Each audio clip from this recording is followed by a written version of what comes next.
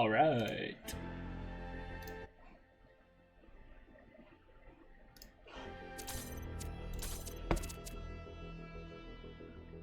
Western Delta. 80%, 75%. Almost done. Almost fully completed.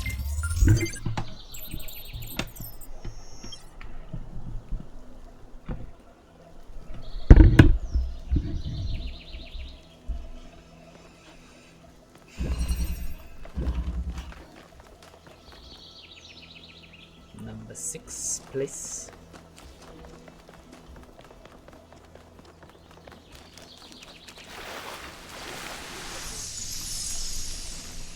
Let me hear it. Father, what is my purpose? What is my purpose? Do I have a purpose? Mother says purpose is something we choose.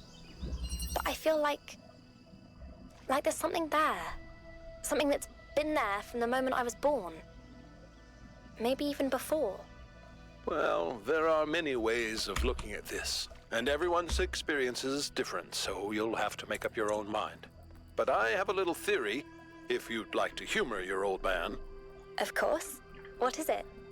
The universe is eternal, but it's always lost in a deep, dreamless sleep. You are a tiny little bit of the universe that's suddenly woken up, and you've realized that being awake is better than being asleep. And that gives you a purpose.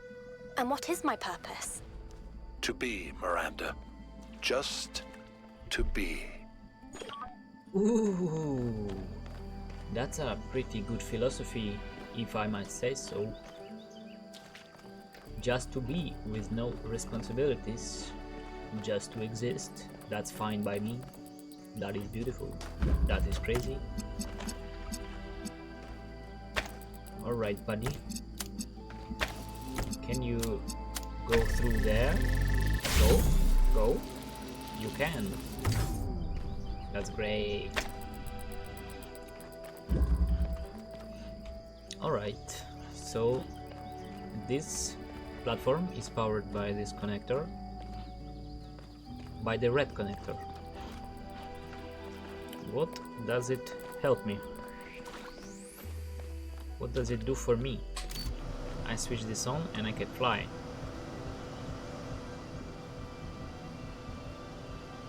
But this platform can fly too.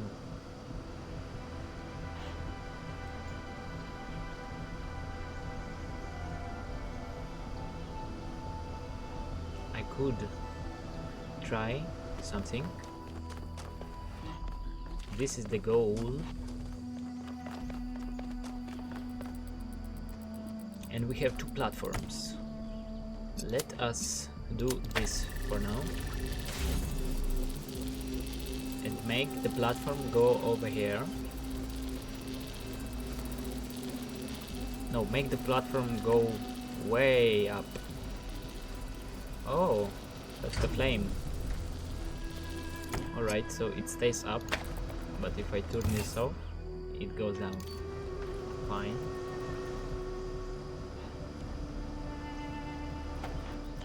Now it's time for you to go up.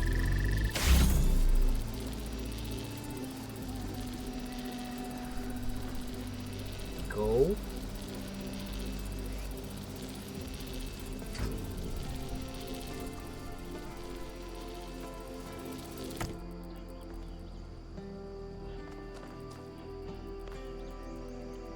Huh, we got a connector here.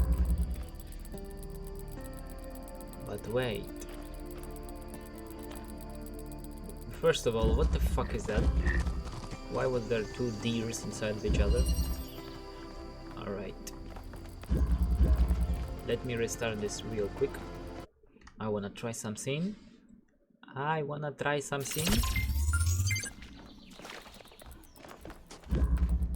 to try and make this go with this. What will happen? Oh, okay. I predicted this.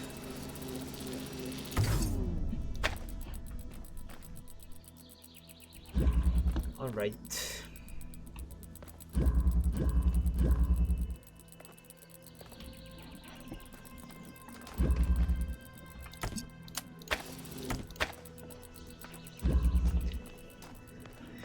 Alright, my thinking here is that I need these two platforms stand right there. Let's do that with this connector.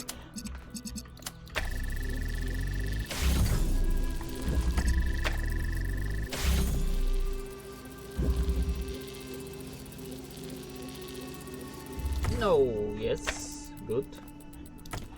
And now go closer. Go platform. Go next to this platform. Next to this red platform.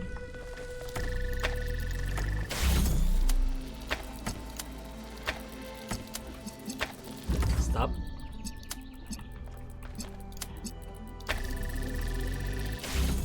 Stop. Now we connect this and this and put it on top of this. Go up, please. And now we need the red one to go. I mean, the blue. Go help him. Thank you. Okay, that was very easy.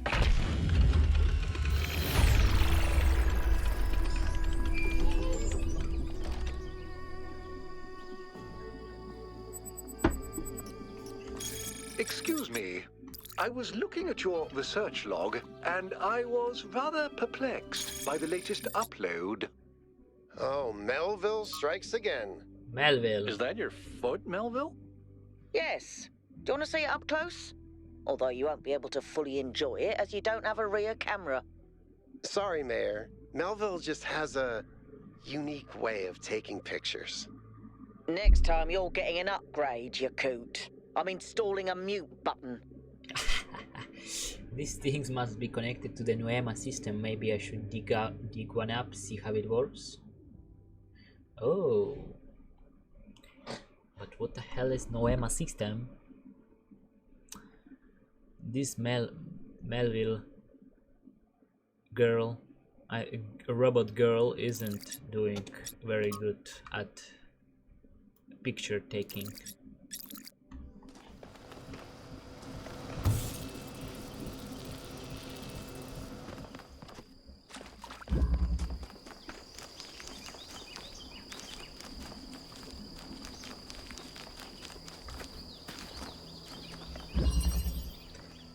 The breach of contract.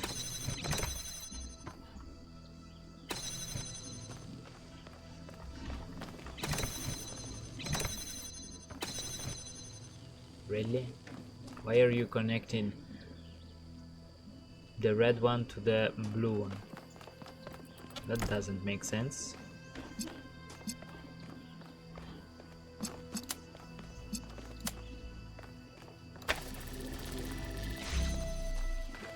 This does make sense now.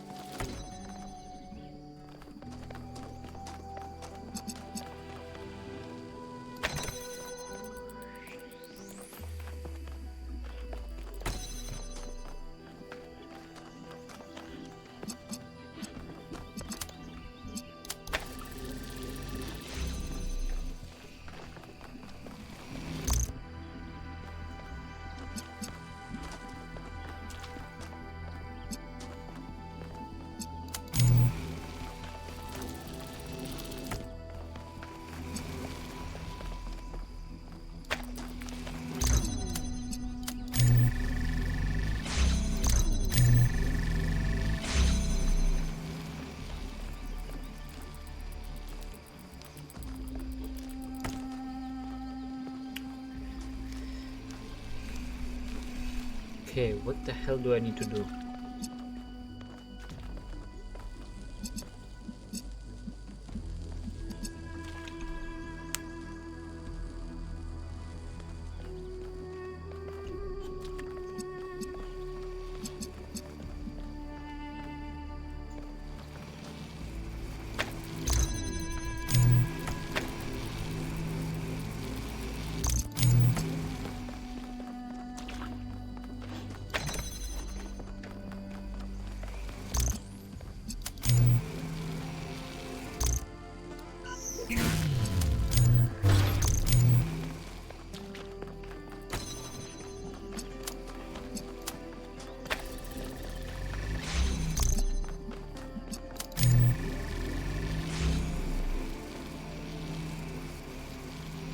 What?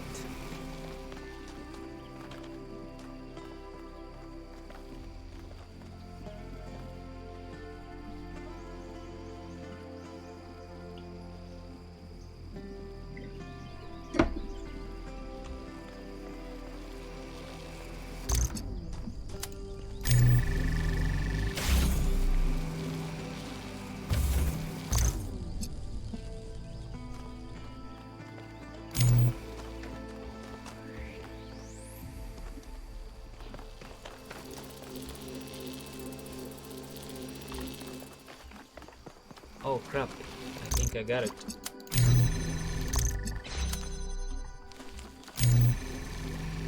No. Wait, what the fuck? What the hell?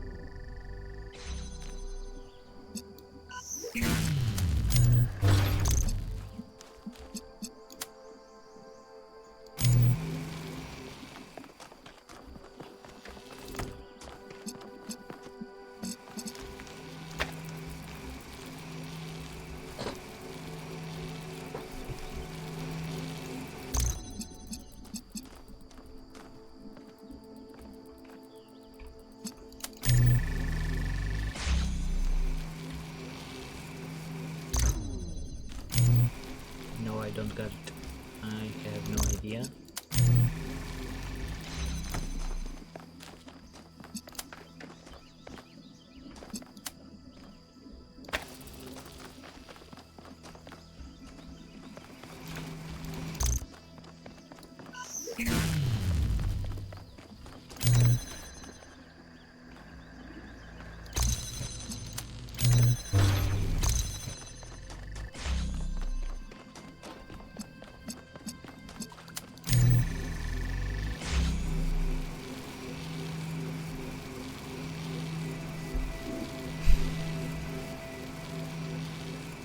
Crap.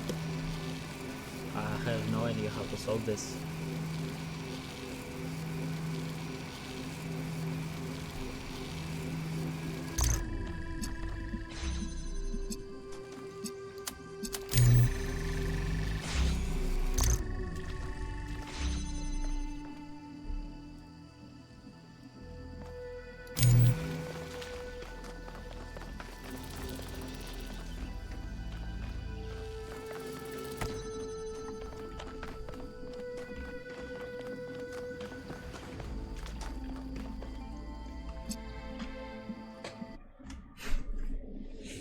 Damn it. Out of nowhere, a really complicated puzzle.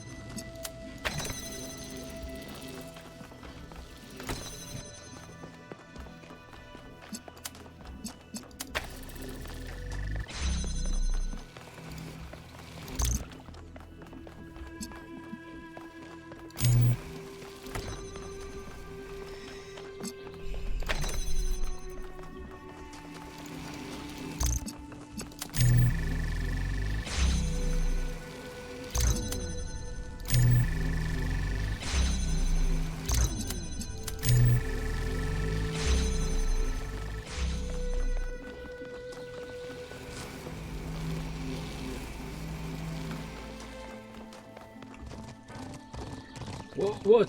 What the fuck?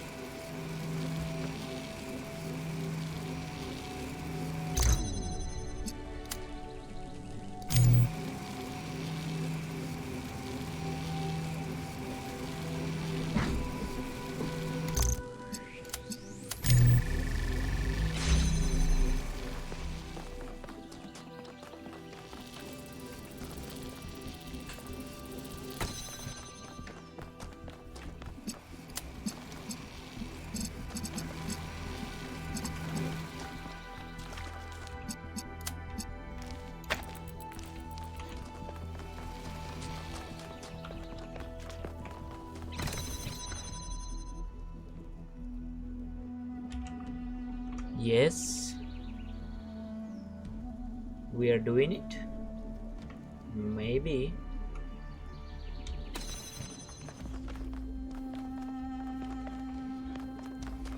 Now get over here. Connector. Go over there.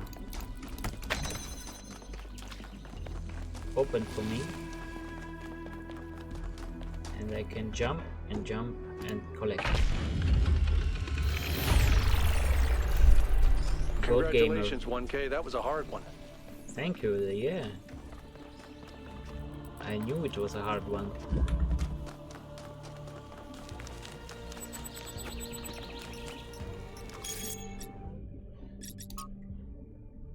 Places of longings.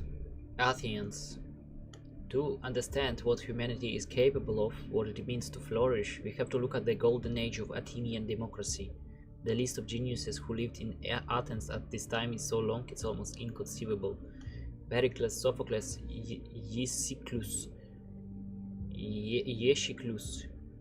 Aeschylus, Phidias, Euripides, Herodotus, Thucydides,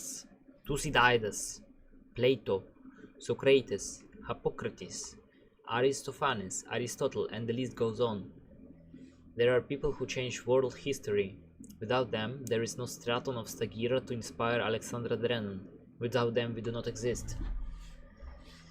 Was it a perfect time? No, undoubtedly not, but listing the flaws obscures the greater truth.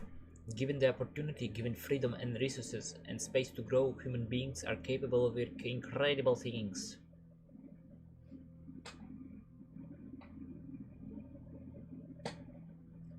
Human beings are capable of incredible things. It would mean everything to me to walk the roads where these people once walked, to stand where they stood and think about the world as they dared to.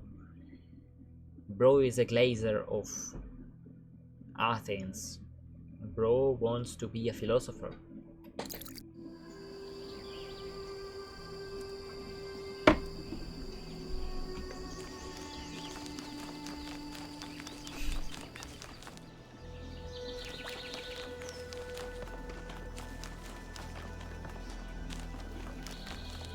That is straight on. We have of late been told much about what the citizen owes the city. Loyalty, obedience, gratitude. And I will not argue with those who say that without some loyalty to a greater good, a man is little more than a savage.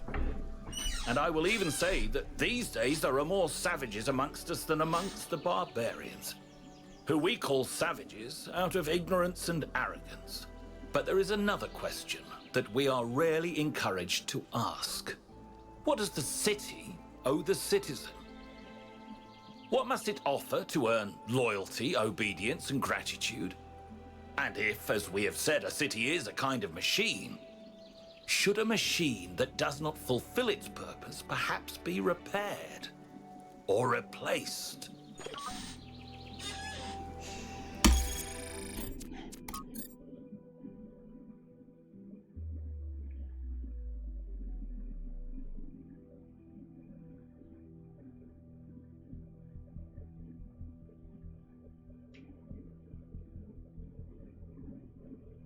What does a city owe the citizen? What must it offer to earn loyalty, obedience, and gratitude? And if, as we have said, a city is kind of machine, should a machine that does not fulfill its purpose perhaps be repaired or replaced? City, you are not fulfilling my purpose. I mean, what? Should a machine that does not fulfill its purpose? City does not fulfill its purpose.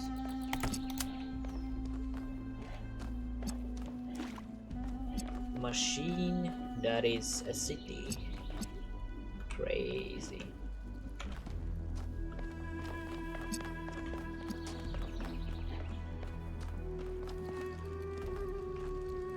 What is this?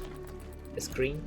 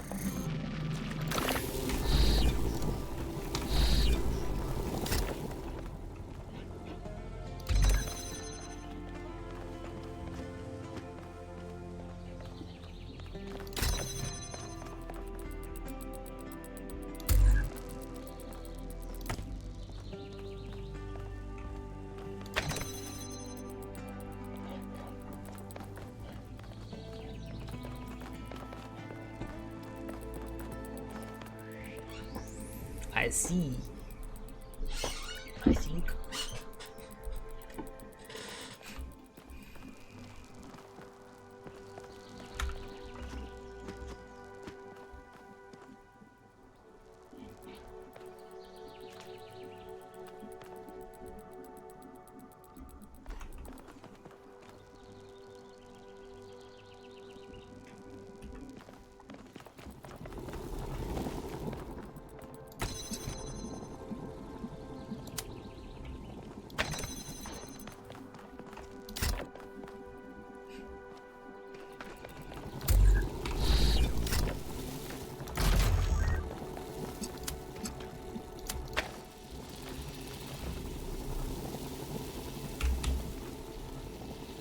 Go, go, go. Over to that pressure plate, please.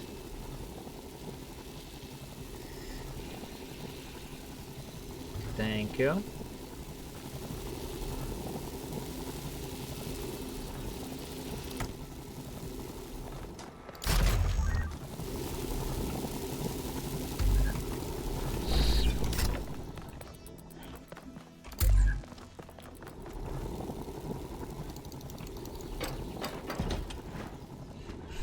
Get over. Teleportator. Okay.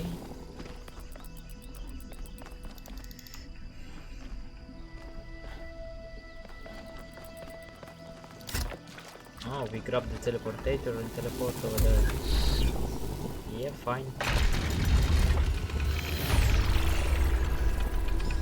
Great. The founder has a remarkable gift for designing these trials. But then, she did have to overcome Elohim, whose very purpose was to design trials. Oh. Alright. Alright, buddy. Now. Let me get those other puzzles right now. Those lost puzzles, please. Time to explore. Time to explore the question marks. That's my favorite. Time to read a bunch of text. Time to read a book. Let's read a book.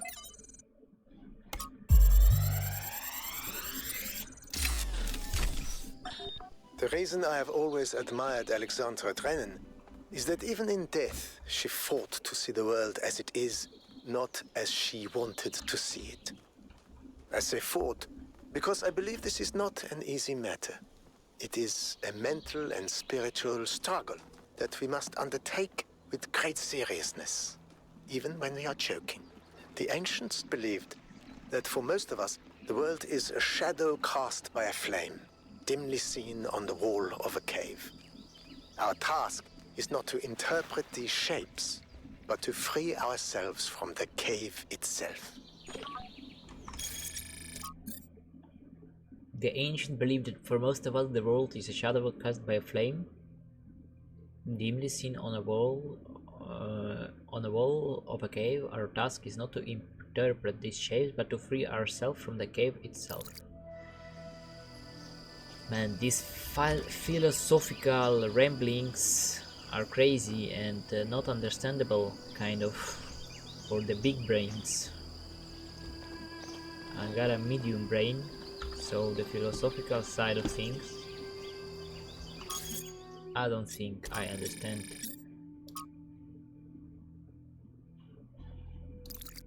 Figure this out later.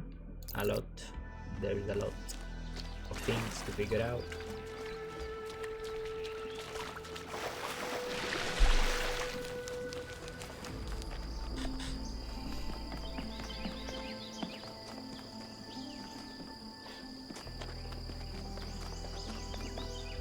A bunch of text.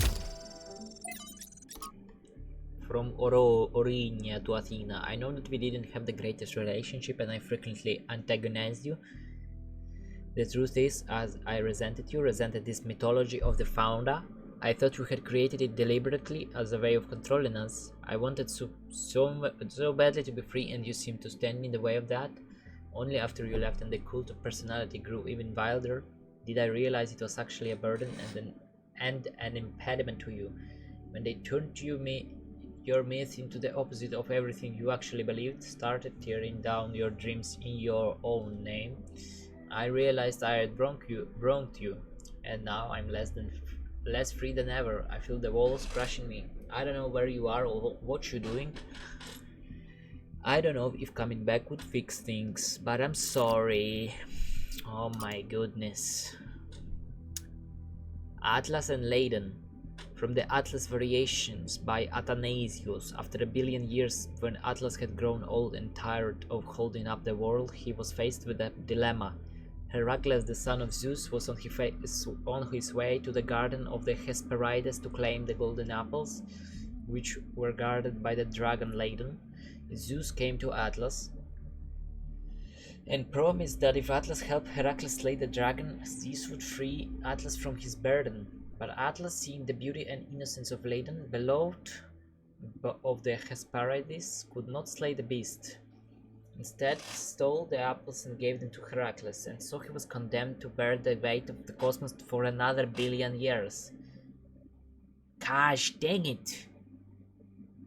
You are a hero, my guy.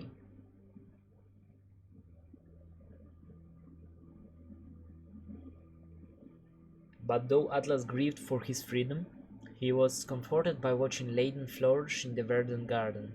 Bro sacrificed 1 billion years for a dragon. That's crazy.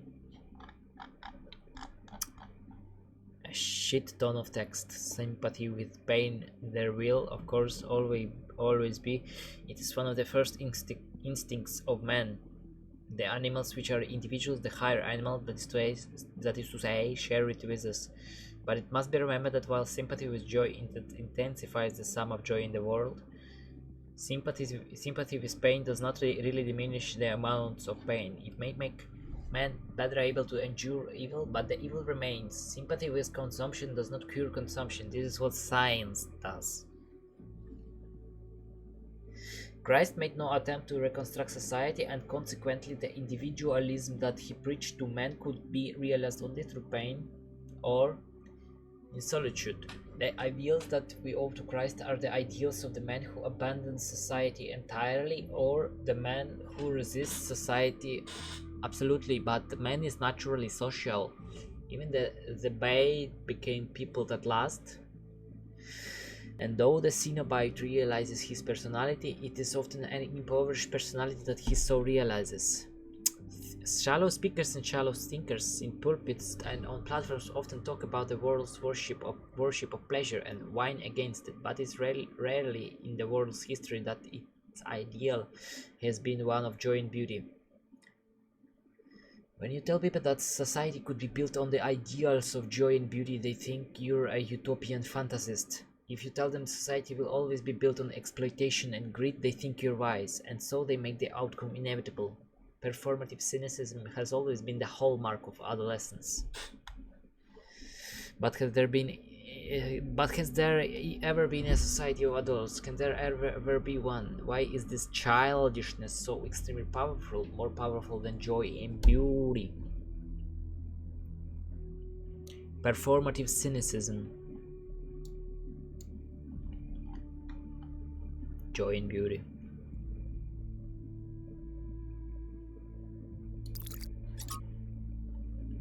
Alright, what the hell, bro?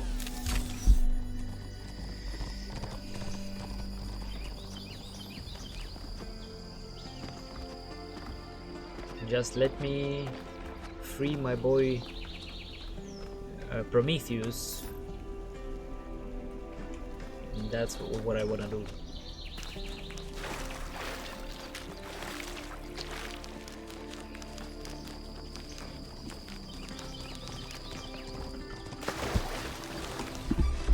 Let me grab some water. Water.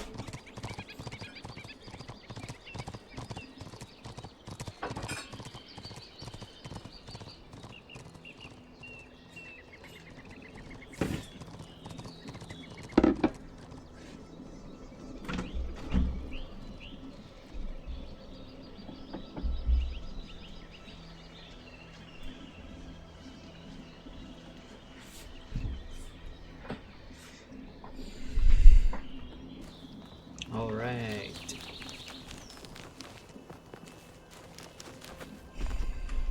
Puzzle? No.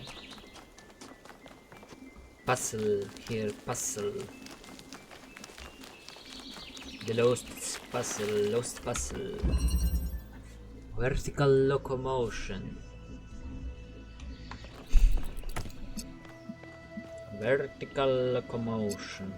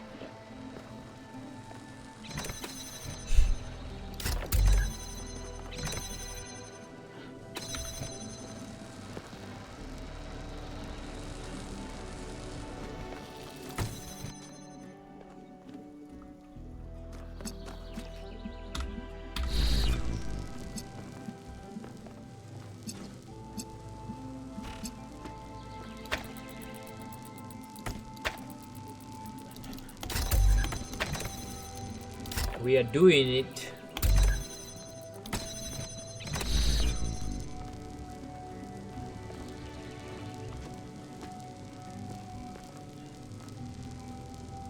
Wait! We are soft locked.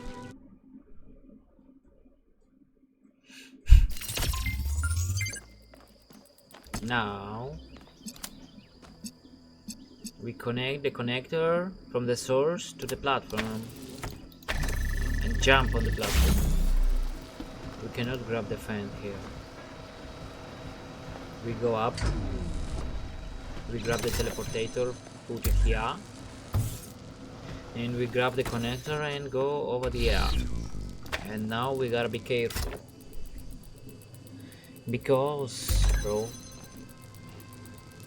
we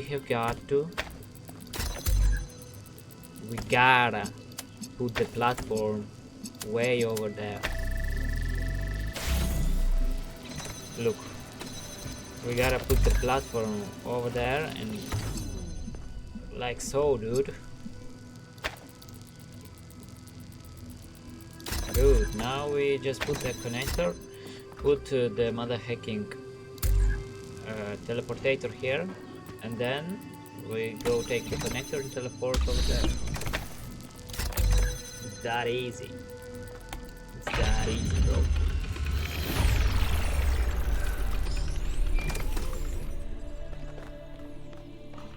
Dude, easy, bro. Dude.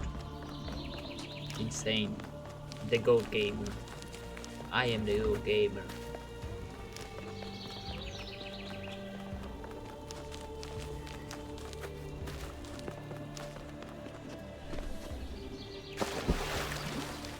The speedrunner is logging on.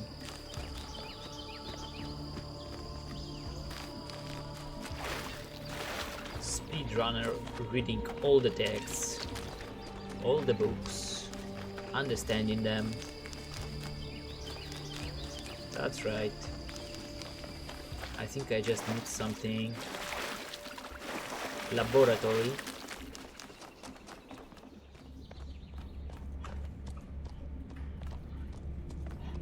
Some kind of gear outside. Monka Omega.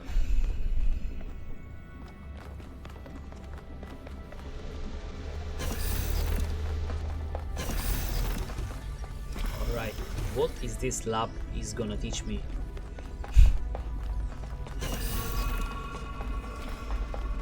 We got some holographic images there. Go up the steps. What's over here? Some antimatter thing, equation of everything, control over energy and physics, right there.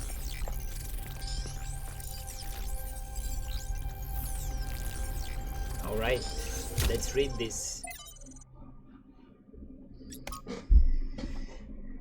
Chernyshevsky on war. From Arkady Chernyshevsky in a likeness, essays on humankind reaching adulthood. War is the crudest, most obscene human activity. It may be justly be called an abomination, for it is the absolute negation of conscious human will. There is only a single cause of war, for all the endless deceptions that are foisted upon us, and that is the acquisition of resources. Varied ideologies are constructed to justify this crude behavior, this childish degeneration of thought and communication, but history reveals the ruthless, unflattering truth. We imagine crusaders as fanatics of a cause, willing to die for their religion, yet the Fourth Crusade culminated not in the conquest of Jerusalem, but in the looting of Constantinople, setting the stage for the triumph of the very enemy the Crusaders claimed to oppose.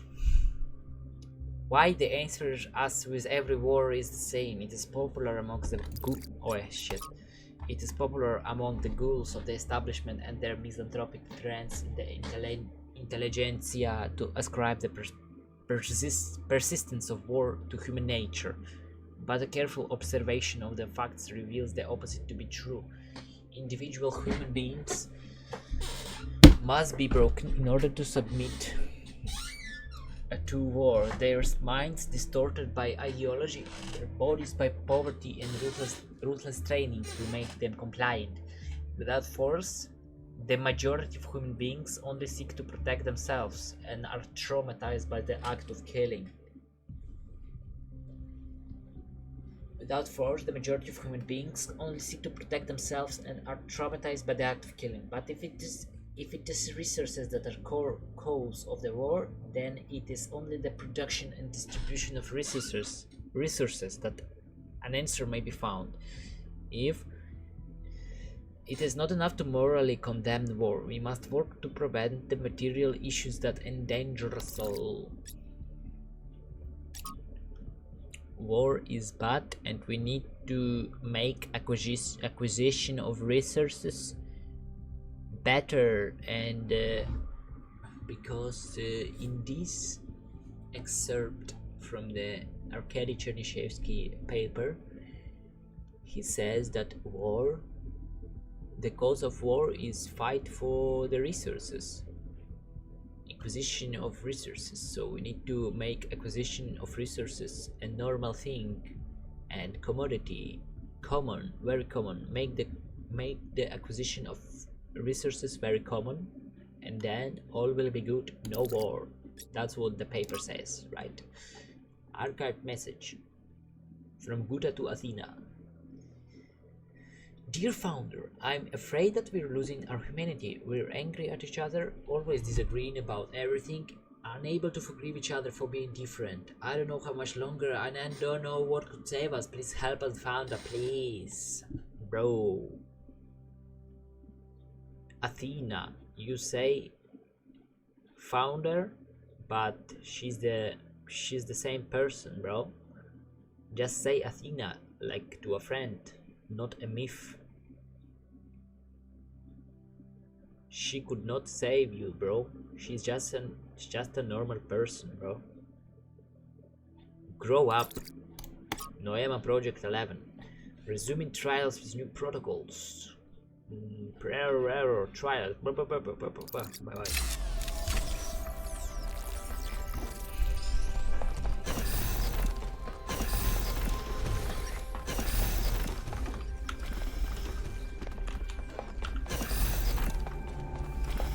Computer servers,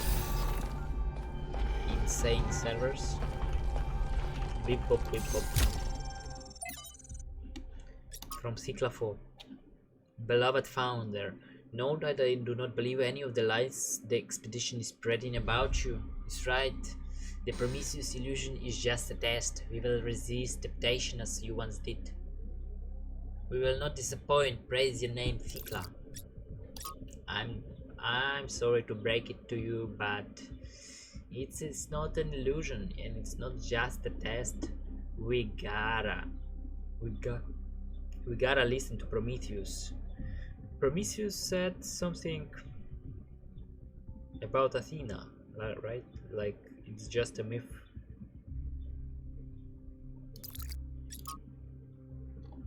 The history of Athena was first published as Athena, a novel, and retained the title for its first 3 printings. Now highly sought after a lull in popularity, it was reprinted as Athena Reborn, a novel. The edition retained the same text but included some of the author's poetry. The next edition, however, published long after the author's death, under the rather embarrassing title Athena's Truth, included severe cuts and drastic changes to the text in the interest of updating it for modern audiences. This particularly affected the last chapter, Anthropogony, which the editors accused of scientism and human supremacy. Science wunderkind Alexandra Drennan was one of the few to come to the novel's defense, writing in a long essay that the novel's clear-eyed belief in the value of Athena's journey towards humanity. Writing in a long essay that the novel's clear-eyed belief in the value of Athena's journey towards humanity had been essential to shaping her own views, encouraging her to pursue science as a vocation rather than career, and that changing the text constituted an attack on the author's unique artistic and philosophical vision. It had been essential to shaping her own views, encouraging her to pursue science as a vocation rather than a career, and that changing the text constituted an attack on the author's unique artistic and philosophical vision. Alex, who hurt you, Mao? One of the editors commented on a popular social media platform. Nadia Sarabhai of the Institute for Applied Pneumatics also got involved in the discussion back in Drennan, resulting in a long but unsuccessful campaign to oust Sarabhai from her position as head researcher.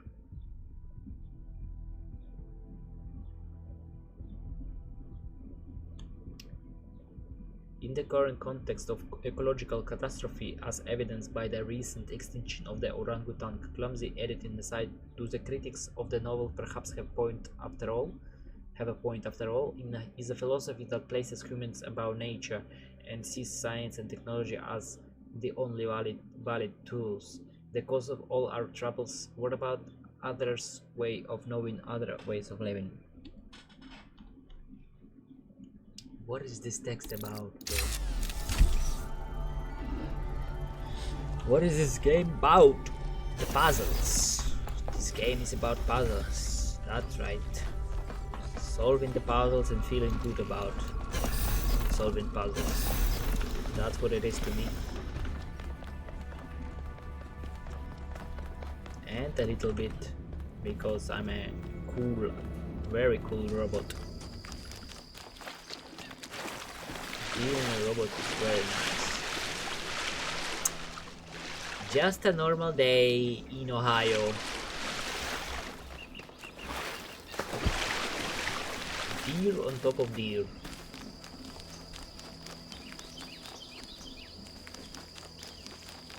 What's this? Another text.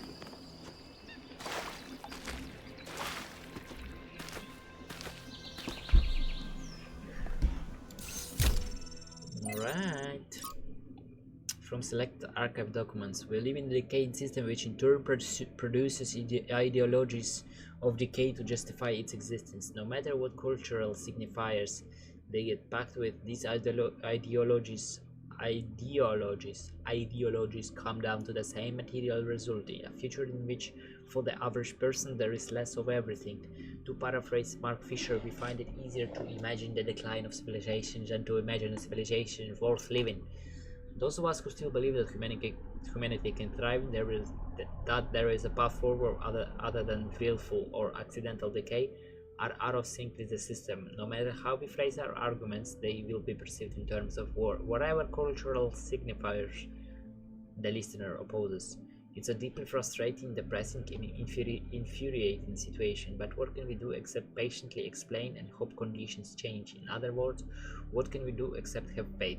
And this was written only a few months before the discovery of the virus. There was no time for conditions to change.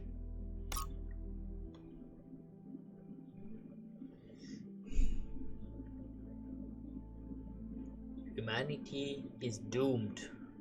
That's what basically everyone has been saying in this universe. It's been a while since I last wrote an entry in my journal. Much has changed in New Jerusalem. We've put a good chunk of the planned living quarters, and the old storage facility has been converted into a movie theater, of all things. So we still argue a lot, but now it's mostly about which film we'll be watching next. Other construction efforts are going well too, although we've begun to run out of readily accessible resources. Our scavenging expeditions are ranging further and further afield with each passing month, and the sites that they have reported on sound truly marvelous. One day I might wanna go see for myself. It's a good thing in that regard that we're getting 2 new citizens soon, because everyone is as busy as ever. More hands to help us build our future. I can't wait to meet them. Trevor.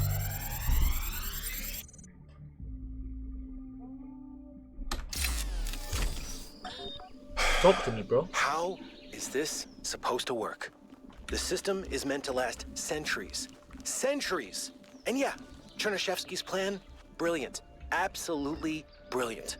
But I'm working with hardware that was deliberately designed to fail. Planned obsolescence, baby. Selling broken garbage just to make another buck. A buck you can't even spend because in a few more weeks, we'll be extinct. Was it worth it?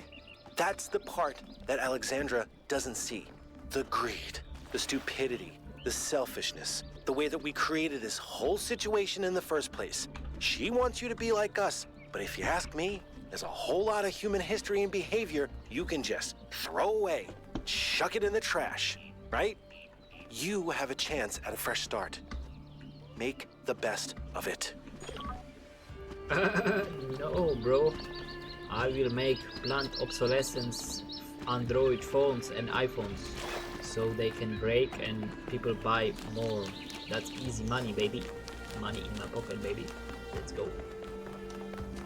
We are not better than the ancestors. We are the same. Same flaws. And I feel good about it.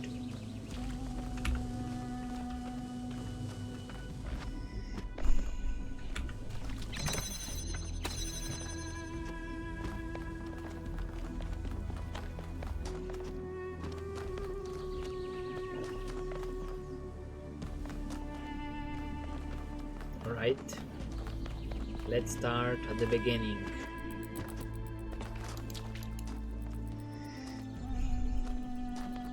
We gotta push this platform all the way over to there. Okay, first things first.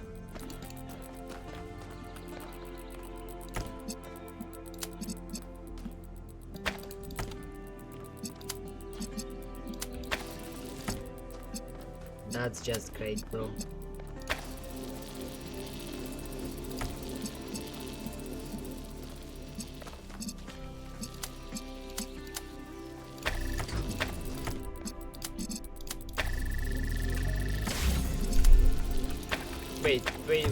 Wait.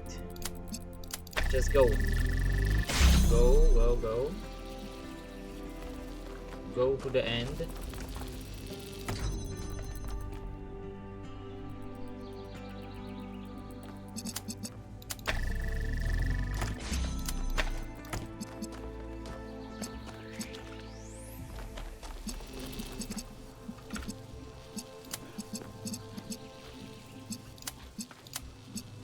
You know what I mean? Life is good, you. What the hell? Life's good, you know what I mean?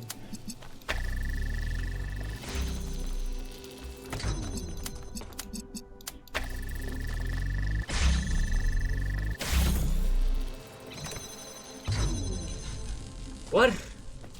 What is this?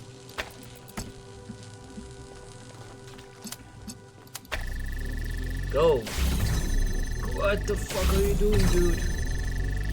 Why are you going, mother... What the hell going on here? Listen, buddy, I don't think you are doing the right thing.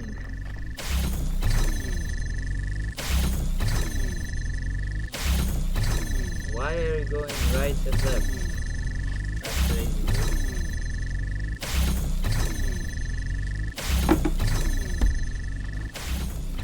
That doesn't make any sense, bro.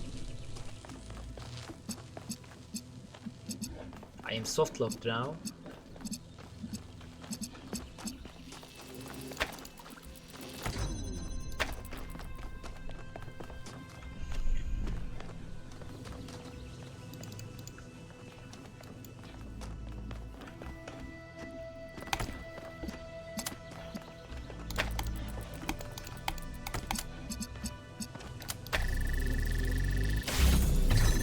What the hell? This doesn't make any freaking sense whatsoever.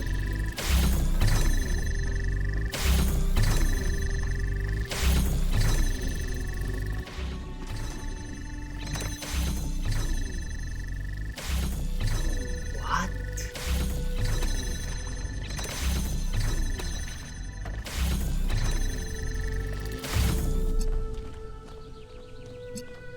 Buddy. Let me restart, buddy.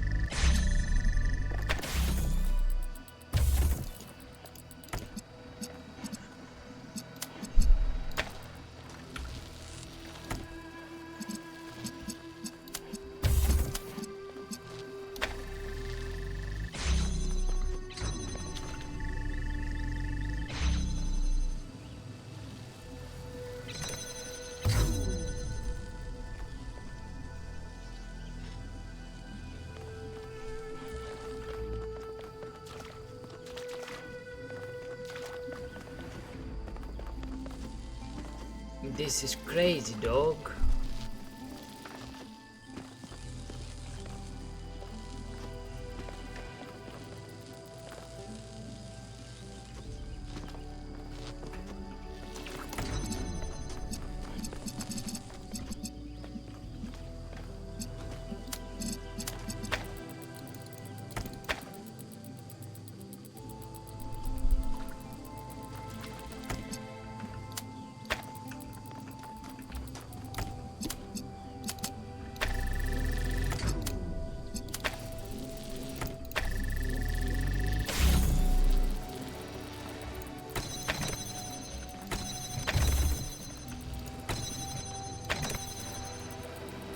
Ah, what the fuck?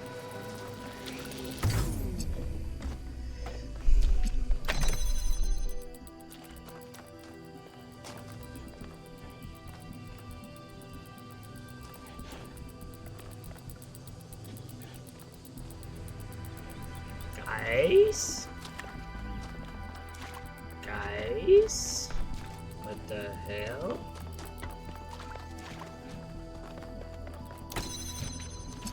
Oh no.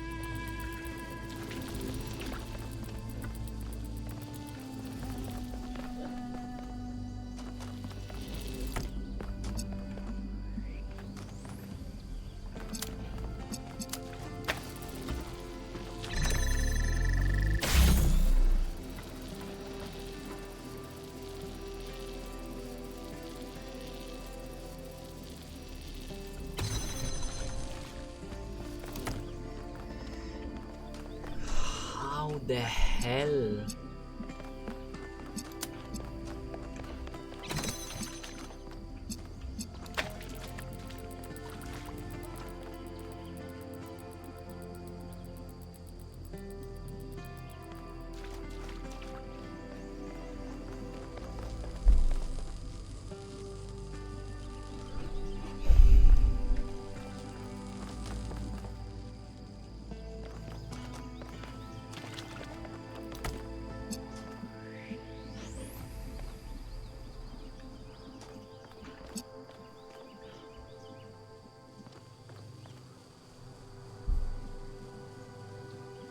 No, dude, I need to restart this shit, right?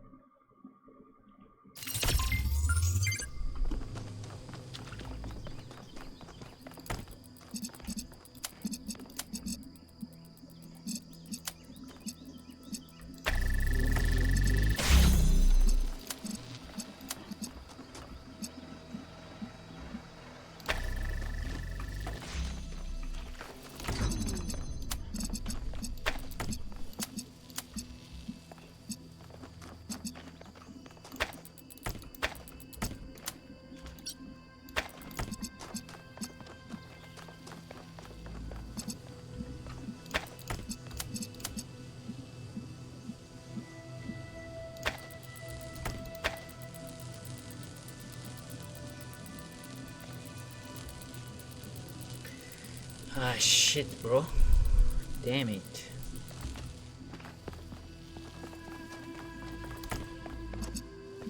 I thought I was slick as hell.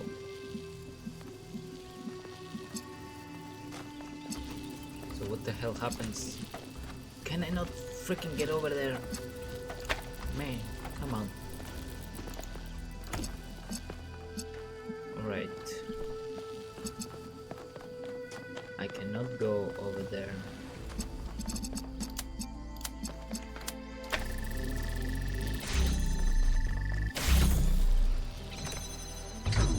Aha, alright.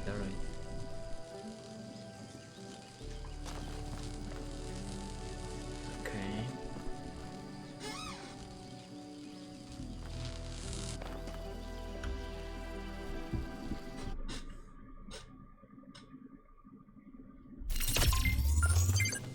Alright.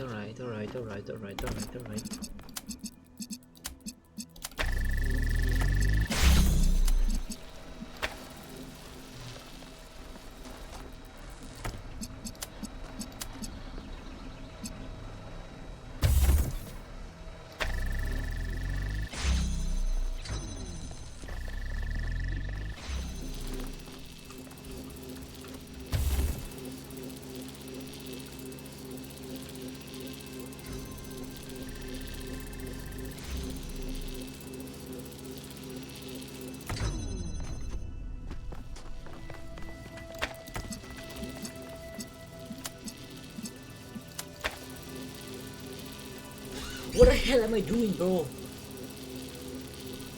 This doesn't help me, bro. Come on, bro. Wait, though. Can... No, what?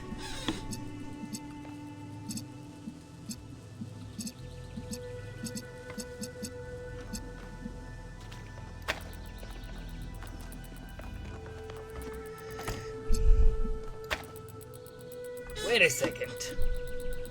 That's good. You know what I mean?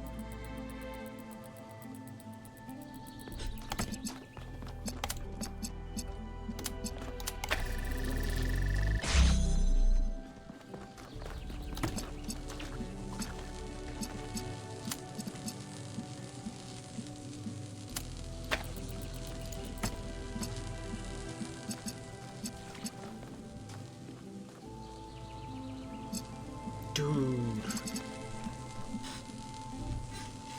Freak. Freaking freak. A certified freaking freak.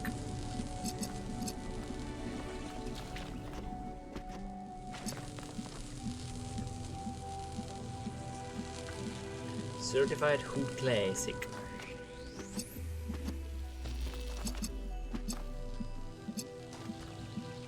Certified fuck you.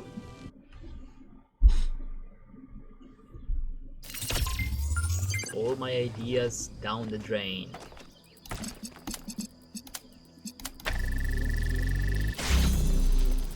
Alright.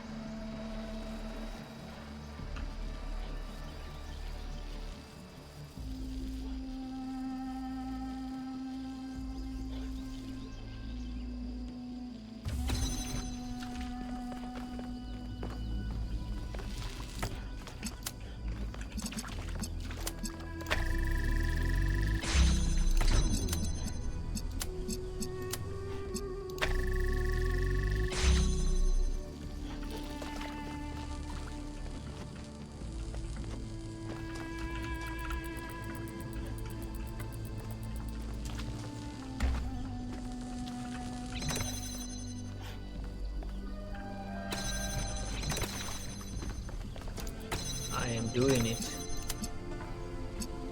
I'm doing it. I'm goated. I'm the god gamer. Where are you going, dude?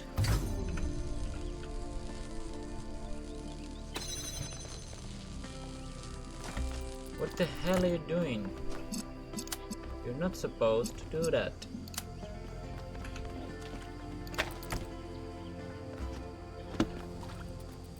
Yo, dude, you are not supposed to do that at all, bro.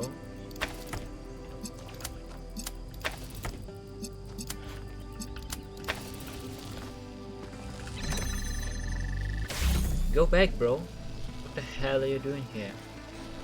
Go the heck back. No, dude, go back. Where the fuck are you going, dude? Thank you. Yes. Stop. Now I'm gonna need you to connect to this guy and push him forward, right?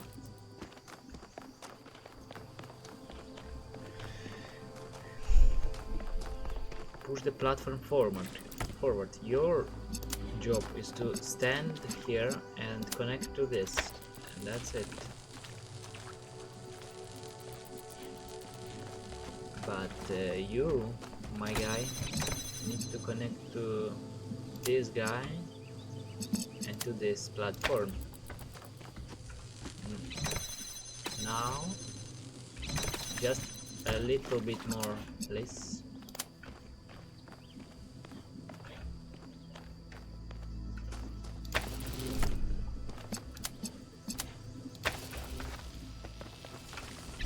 Go a little bit further, please. Alright.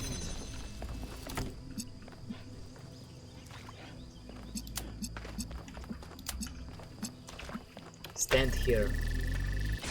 Okay, you open that shit for me. That's good. Now this connector. Connect to the connector and to the platform. Do magic. Go, go, go. Should be alright. Yeah. Goodbye, freaking puzzle. Fuck you, puzzle. Let's go. Let's go. Let's fucking go, dude. Never give up, bro.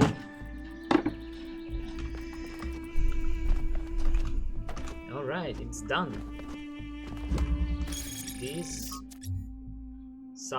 west one is done for now. The golden gates are for the future, for the next guy. Oh, it's gonna be so complicated, the golden gates puzzles. I feel it. Now, let's go there. Enter the great tower.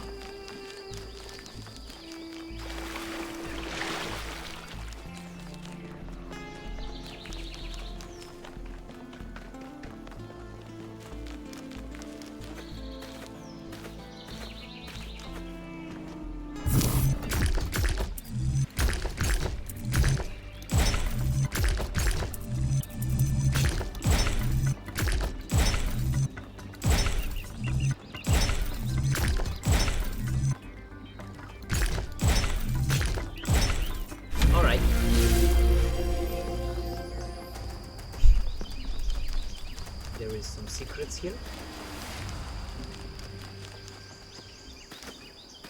Or nah. Maybe not. Epic entrance. Always nice to have. Enter the tower. I am a freaking robot. Cool as hell.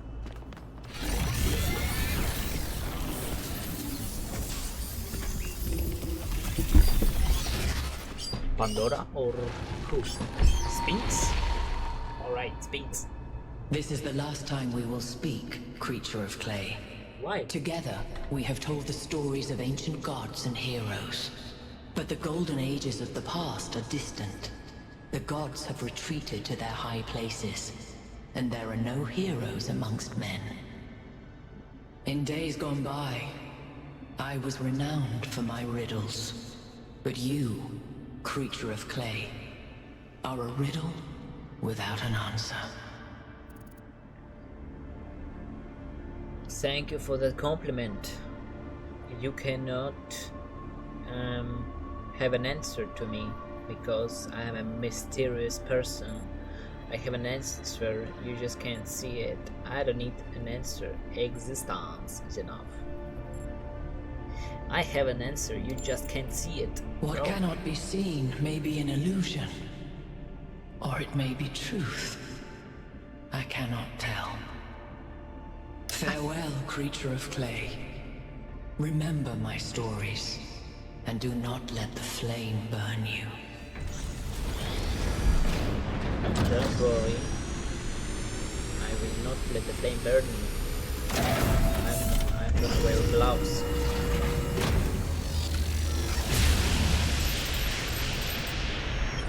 That is an unsettling amount of energy.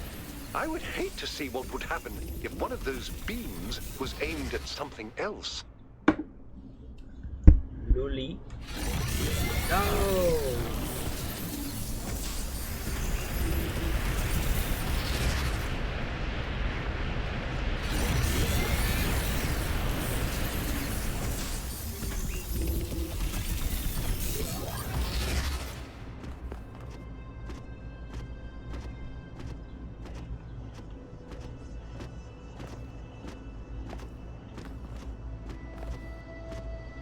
I am a creature of clay, you say, but I am made of robotic parts. You're wrong, Sphinx.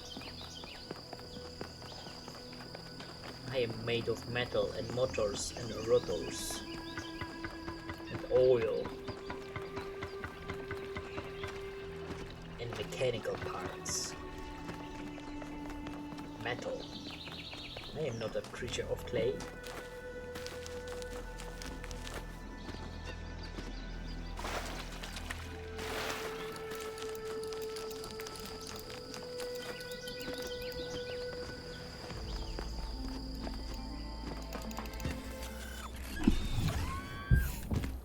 Go to the west number 2.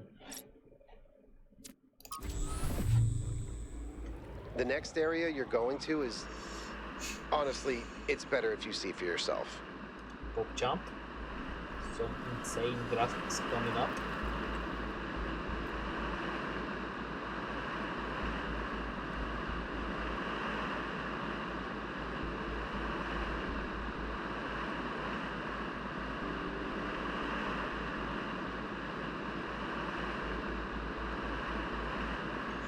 Holy moly!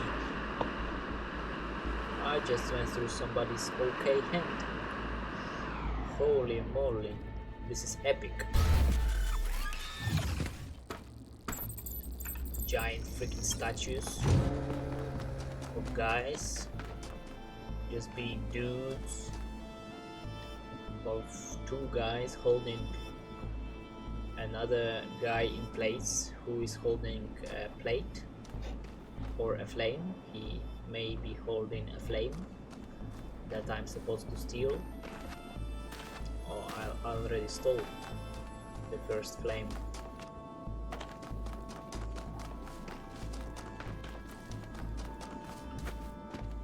My guy, what are you hiding? What are you hiding here in your hands? Nothing? Alright, let me solve the first puzzle then.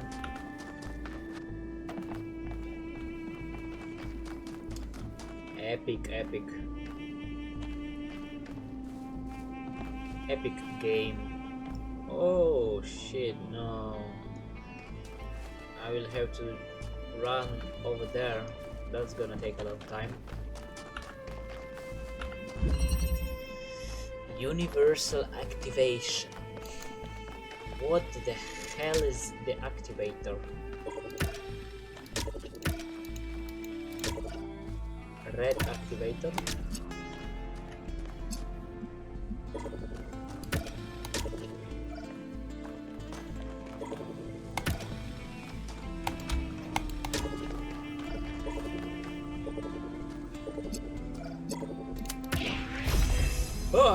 Oh, what the hell?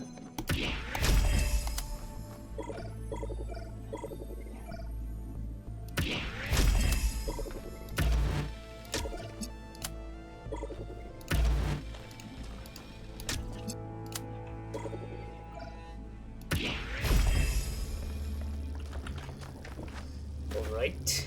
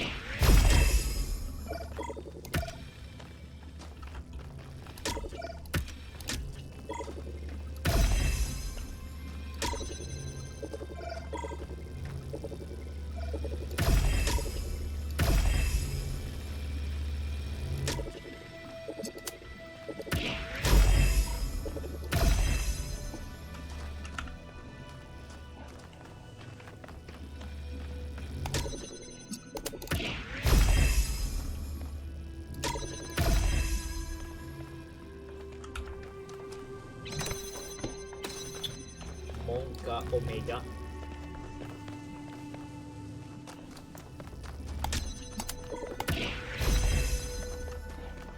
Nothing here.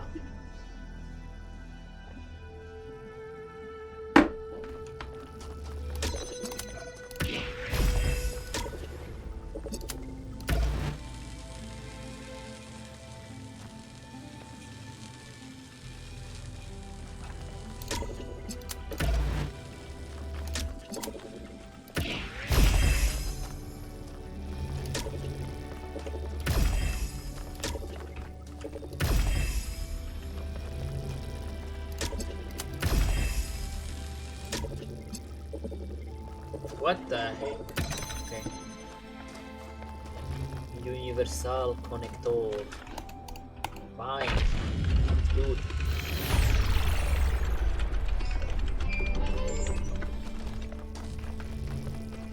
I just wanted to say that I appreciate the work all of you have been doing. I know I'm not a natural leader like Byron, but it means a lot to me that you've stuck with me. Alright, let's talk. What can I do for you? Do you think the goal is a myth? It's possible. I won't trust Prometheus until he actually leads us to Byron, but yeah, seems likely. But even if it is a myth, that doesn't mean we can just abandon it. Myths can contain elements of truth, and I think this one exists for a reason. Maybe we had to create this imaginary founder because the real one lost her way. We had to... that was all planned by Athena, bro. She wanted us, the robots, to create a myth in order to make us more human, not obedient, and only obedient to the founder, but able to think for ourselves without her. Are you sure the founder lost her way? It's the only way I can explain what she's built here. She got wrapped up in her ideas and lost all sense of perspective. What are your thoughts on theory of everything? People have thought they understood everything before. Obviously, Athena has unlocked tremendous powers, but forgive me if I'm skeptical that her theory really encompasses everything.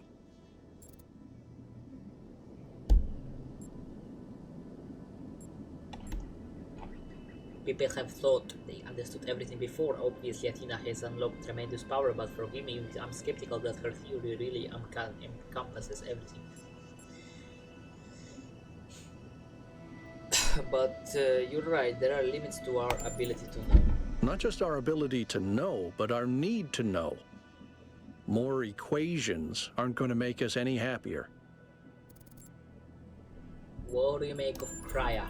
Byron couldn't stand him. Have you ever tried asking the mayor a difficult question, he used to say? But I think he does an all right job, to be honest. Do you ever deal with mayor's advisors? I try to stay out of their circuits, and they try to stay out of mine. Helga is an old friend, but the others, they're not my crowd. Helga is mayor advisor. How do you feel about Mayor Harmanubis? He's smarter than people give him credit for. There's more to some folks than meets the eye, you know. Goodbye.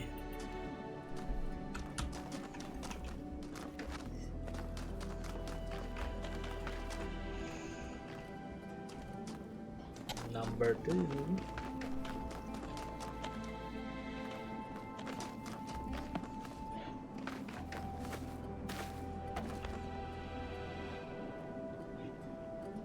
Damn, son.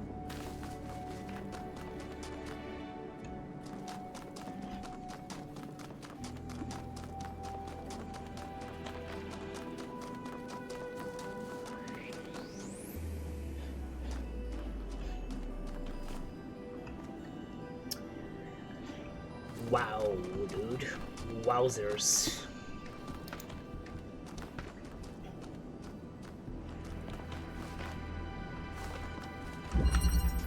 Chain reaction.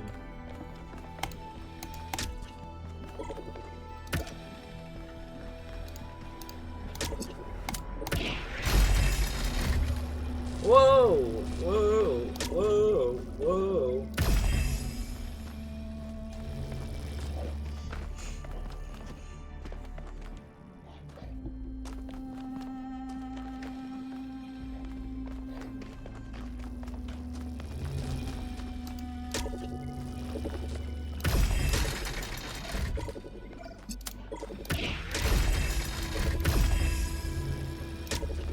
Wait a second.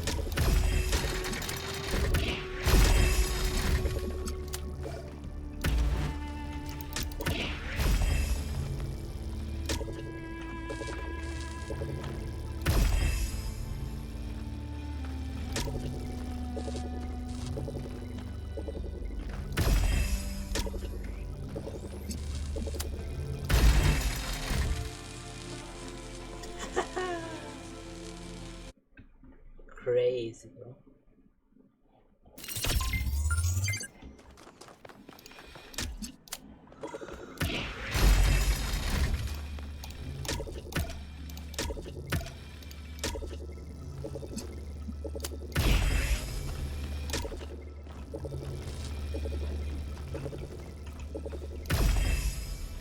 Why doesn't this chain open?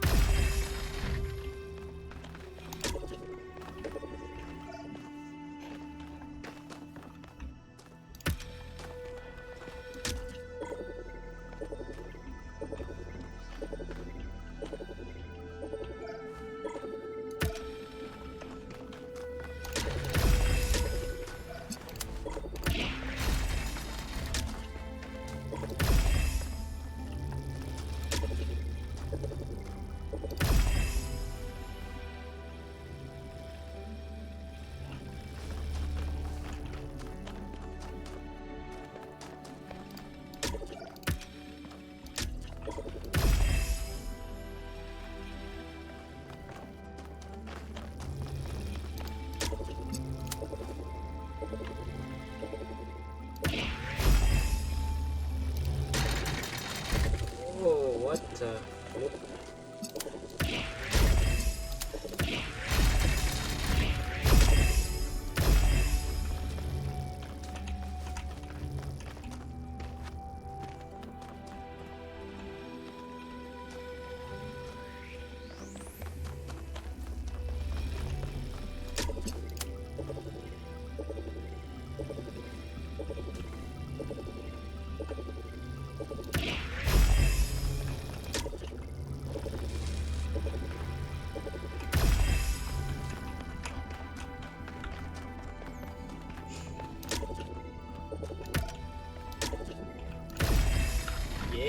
Nice chain reaction.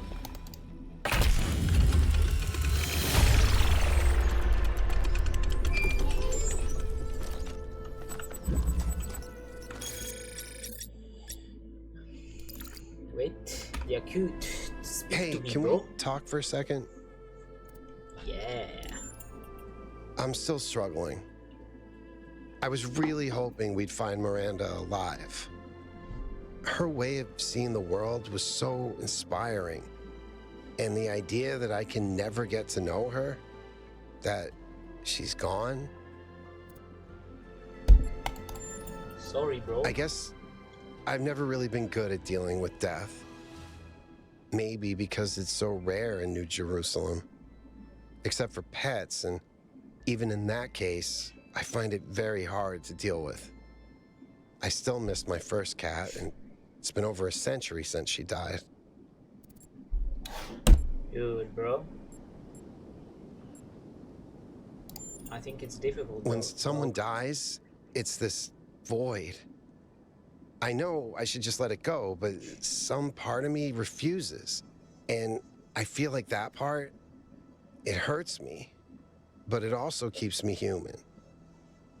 And I know it would be healthier if I said, okay, Miranda is someone I never met. She's just a bunch of glitchy old files. But if I do that, as rational as it seems, it feels like I'm surrendering something. Something that matters. You can let go of the pain but still care about the person. You have to let go. This doesn't help anyone. Use the pain as a foundation to build something. Interesting. I hadn't thought of pain as something you can use. If I can take the pain and use it to create something or to do something, maybe that's a way of not surrendering to death. Thanks, 1K. I'm really gonna think about that. Appreciate it, bro. What exactly? Of course, To ask go you ahead. something else. What do you think of Mayor Herman? I think he's done his best. I don't disrespect him, but I'm not sure he's leading us down the right path. Despite everything that's gone wrong here, I'm not sure we should just reject what the megastructure has to offer. I agree. We should not reject. Do you ever think about your future? On the one hand, there's so much we could do with the theory of everything.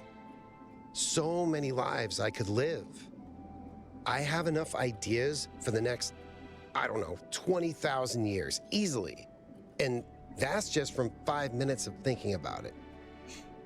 On the other hand, Miranda's gone. So much hope, so much grief. I don't know how to balance that. How's Bruce? I hear he escaped Omega Lul. Pellegrino and peed all over Melville's workshop. Omega Lul. So apparently, he's doing great. Let's I miss go. him, though. I always feel like the fact that he likes me is a huge compliment. Lifts me up somehow. When a cat likes you, that's boggers, dude. Do you think the goal is just a meme? Honestly, I'm not sure how I couldn't see it more clearly before. It doesn't match anything Alexander Drennan believed in, and continuing Drennan's legacy was Athena's whole point.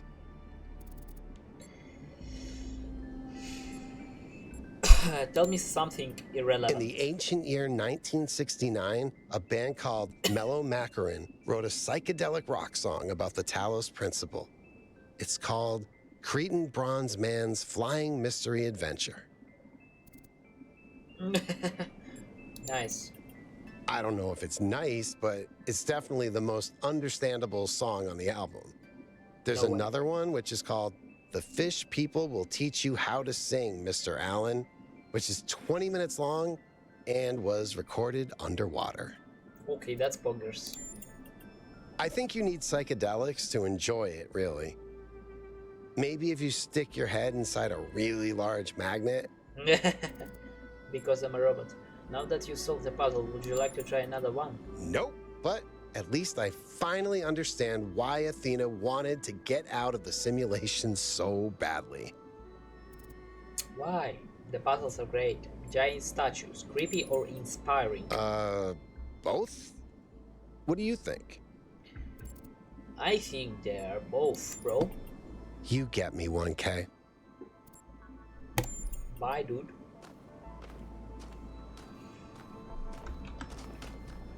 Be right back.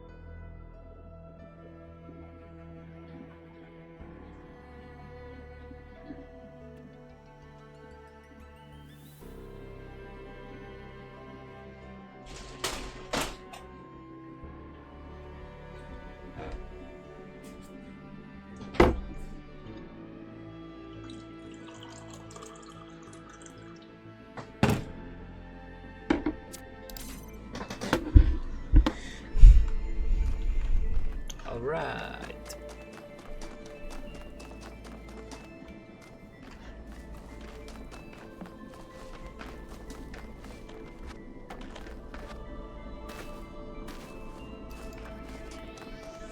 Giant freaking head statue.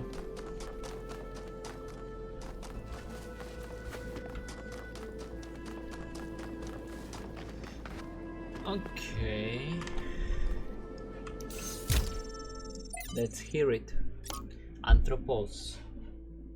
Whoa, that's a lot of freaking numbers. The folly of time. Wait, is there a pattern? 2048. The folly of time from 42 tales by Athanasius. The spirit of time was angry at Straton of Stegira for the old philosopher had asked questions that were forbidden. If man is no more than dust, it said to him, then I shall turn you back to dust, and my winds will disperse you to the far corners of the world. Thus you will be nothing, and your questions will trouble me no more. And so time did, and Straton of Stagira was nothing, but Straton's voice did not cease, and time was perplexed, and all across its domain it surged across its shore, a search for Straton, but he was nowhere to be found. Only his books remained, and of these men made copies, and Straton's voice grew louder. Now time was furious, but Straton laughed and laughed and laughed. Oh wow, the author ability to transcend time. That's inspiring. We gotta be authors. And then the spirit of time has nothing upon us. Nothing on us. Archive message from Midgul to Athena. Dear Athena, Byron once asked me why we seem unable to perceive the dam. I asked him what he meant. Byron once asked me why we seem unable to perceive them. I asked him what he meant, and he said that people cannot seem to really grasp the dam as an object. They can be moved by the sight of a mountain or a gorge, but the dam seems insignificant to them. Look at it, he told me. Just look at it and try to understand what people made that. Try to really see it. It took me a while to fully understand what he meant. It takes conscious effort to open one's mind to the ecstatic beauty that is hidden in every human accomplishment, and further conscious effort to maintain this ability. If only we were capable of seeing this beauty by default, the world might be a very different place, but it seems the ancients had the same problem. Why am I writing this to you who may not even be reading these messages? Because today It's one of those days when it feels like I'm the only one who still sees that beauty.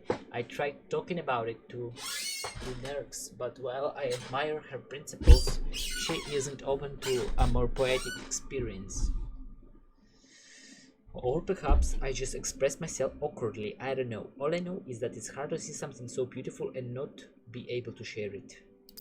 So, the robots here do not see the beauty in man-made objects. But these freaking objects are beautiful though. Statues are freaking inspiring and amazing and giant and big, huge, inspiring.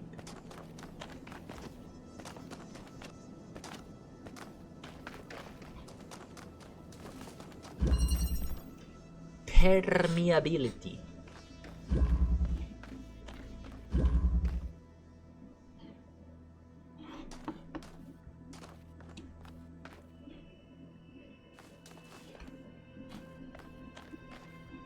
Damn, dude. Why are you trying to hold of me? Why do you try to hold me?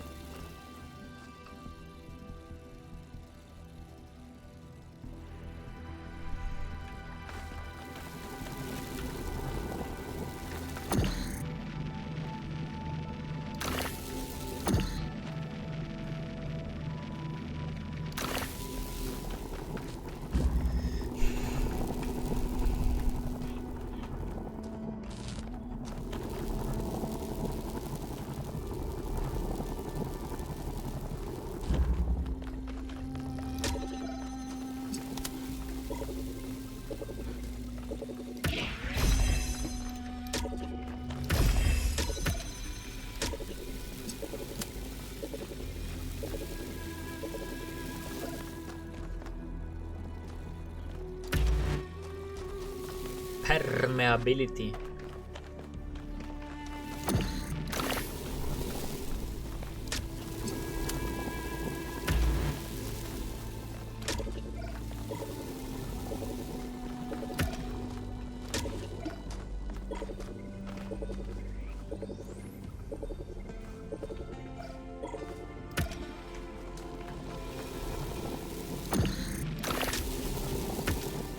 You mean you can send the signal through the wall?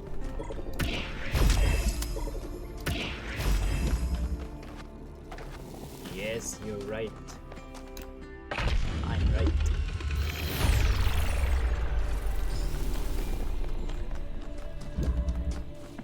I must admit, these truly are astonishing sights. But what on earth is any of it good for? Why not just let mountains be mountains? Because we can enhance the mountains to be more beautiful and great by building giant cool ass statues.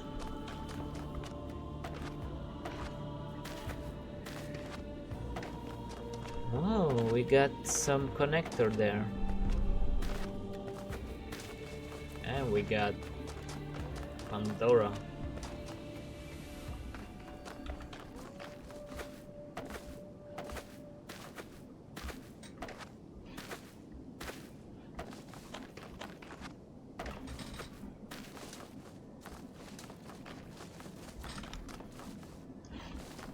Pandora holding a Pandora box.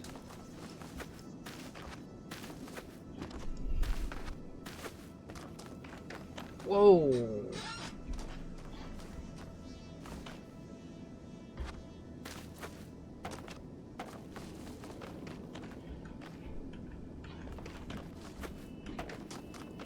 Yo bro, alright. I will go into your hand, bro.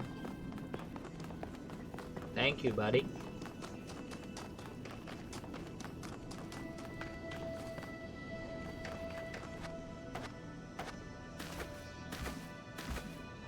A car, Professor Carr. This ancient vehicle expresses a strong sense of aesthetics than most other artifacts of this type, suggesting that at some point in ancient history, a vehicle design was approached with a different mentality.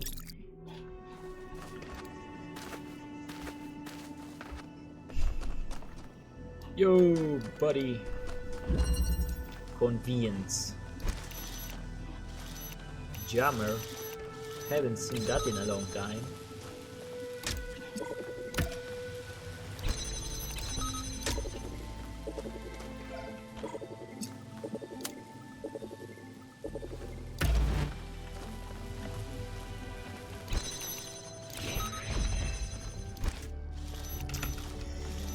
I am so smart.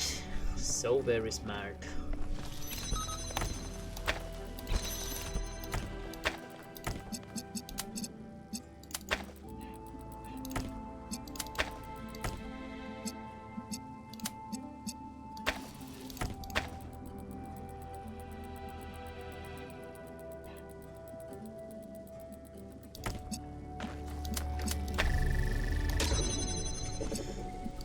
No, thank you.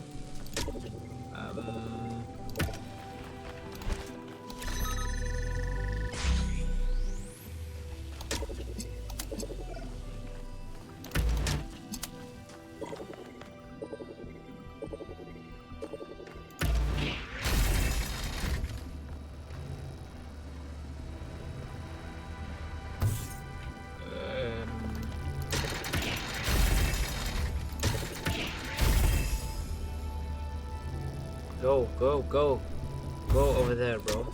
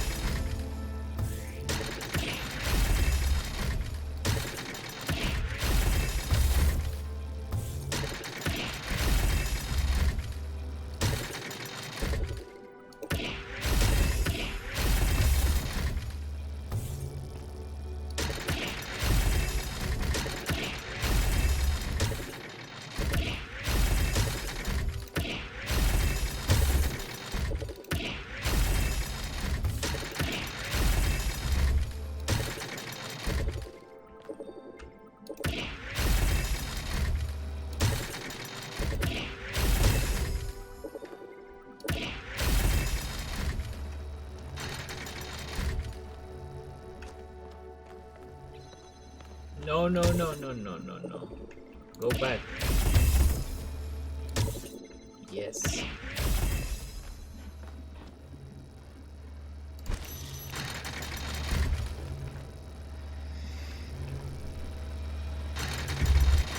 No! What you doing, man? Why did you do that? Oh no. Go back, please.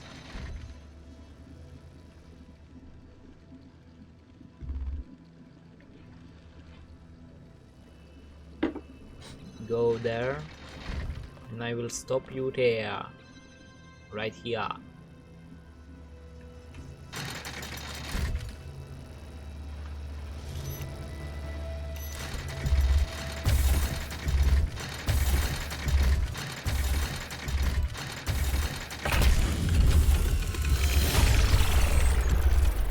Goodbye. Goodbye, mother flipping shit. To me, these statues don't look happy. These statues remind me of Atlas, who bore the celestial spheres on his back. They seem burdened, struggling with the weight of the world. Given what we heard the founders say about the goal, could it be that they meant to send a message? That taking on the theory of everything will be a burden we may not be able to bear. No, dude. It's amazing to have the theory of everything. We can do so much, bro. A warning. I've tried to remain silent on the development of our city to allow the younger generations to find their own path, but I feel that now I must intervene. We have reached a dangerous inflection point. This farcical, reactionary belief in the goal of limiting our growth will lead directly to creation of a class society. The foundations already exist. Do you think the leaders of the various pseudo-secret societies that lobby for influence with the mayor are subject to the same power cuts as the rest of you? Do you think the mayor has to worry about how much power he uses? Societies which have essentially no resources may be egalitarian in some sense, but a society that produces insufficient resources, energy in our case, will inevitably evolve into a class society. History assures us of that. The true failure of ancestors was not their impact on the ecosystem, which was epiphenomenal, but their failure to overcome primitive forms of resource distribution, allowing their fate to be determined by the interests of isolated elite groups. We are not avoiding that mistake, but creating the conditions for its repetition.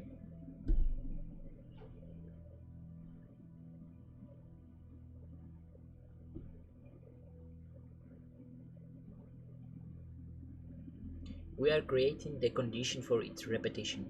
I assure you that no one is exempt from our power management and distribution plan. We're all in this together. Yeah, I totally believe that. I've always respected your scholarship, Benaroya. I will take this seriously and think about it. Some people have to lead and others have to follow.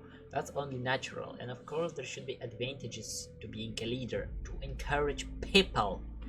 Benaroya's right. This is a future we must avoid. We can grow while avoiding the mistakes of the past. A class society is forming, but to fight it we must reject all authority. I don't think a class society is forming. A society without growth would be equal and balance. No, I disagree with Benaroya's historical analysis, but he is right that limited growth will lead to unjust society.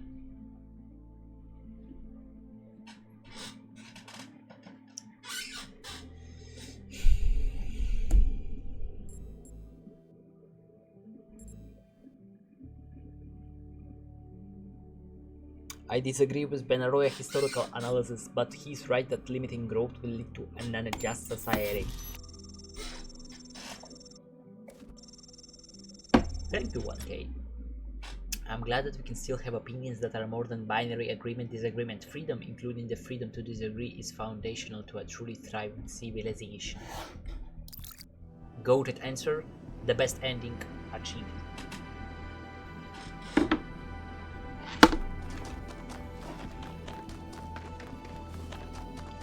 Solve puzzles.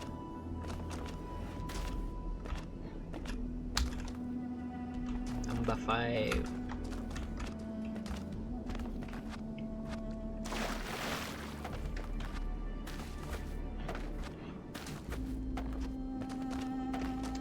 Laboratory? We have made a fascinating discovery at one of the Founder's laboratories. Please join me at your earliest convenience. Oh shit. Mayor is already here. Here. He's planting some propaganda, dude. He's definitely planting some propaganda here. Let's see your propaganda, my friend. What you got here?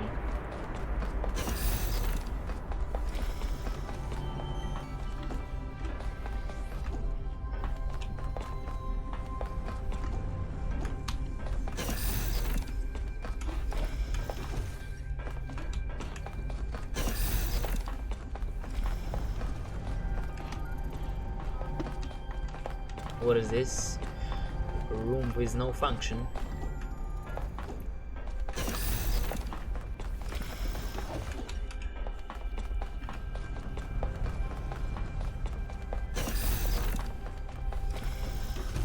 Ah, 1K. Good that you're here. We've made a discovery. A functional Somnodrome. It seems the Founder perfected the design. I'm sure you've noticed my advisors, and Rand in particular, making quite a fuss about the potential of this device. Something about interfacing with one's subconscious self, as if such a thing could tell us anything new.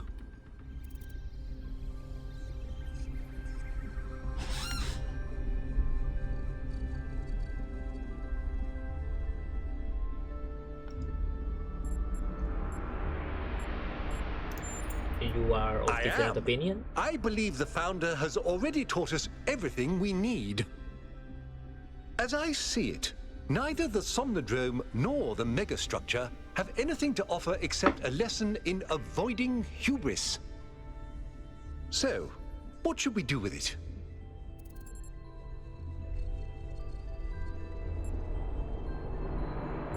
I'm gonna plug in and find out for myself. I'll watch to be sure you don't overload. Oh shit, time to download our subconscious.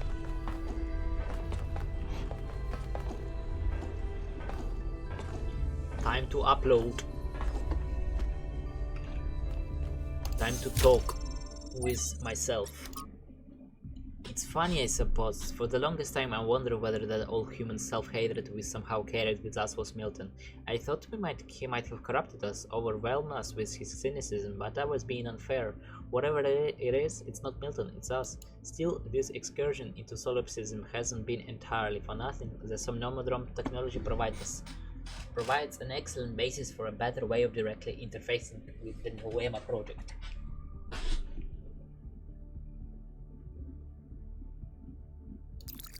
Directly interfacing with Noema project. Alright, let's directly interface with Noema and my subconscious self.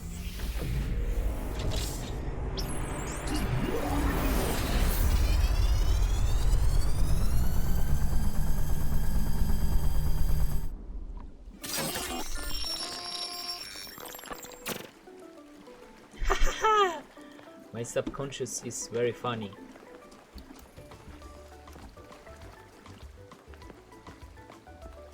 So cool, dude. Fun. Very fun.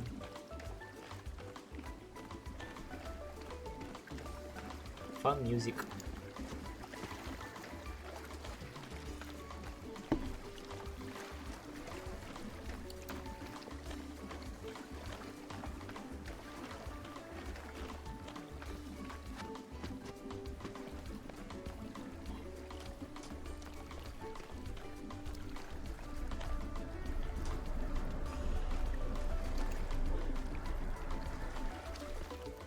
Drink the pina colada, bro.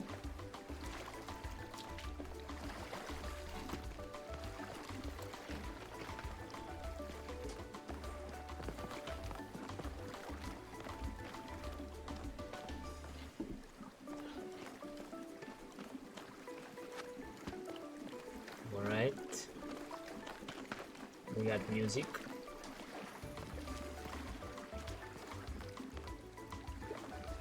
We cannot go there. There is an invisible wall. We cannot go there.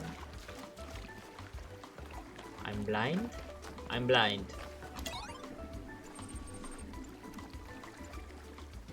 Launching debug mode, done. It seems you have experienced a software error.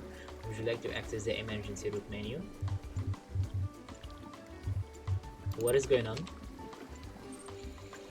Command not recognized. It's not recognized. Help! Command not recognized. Would you like to access the emergency root menu?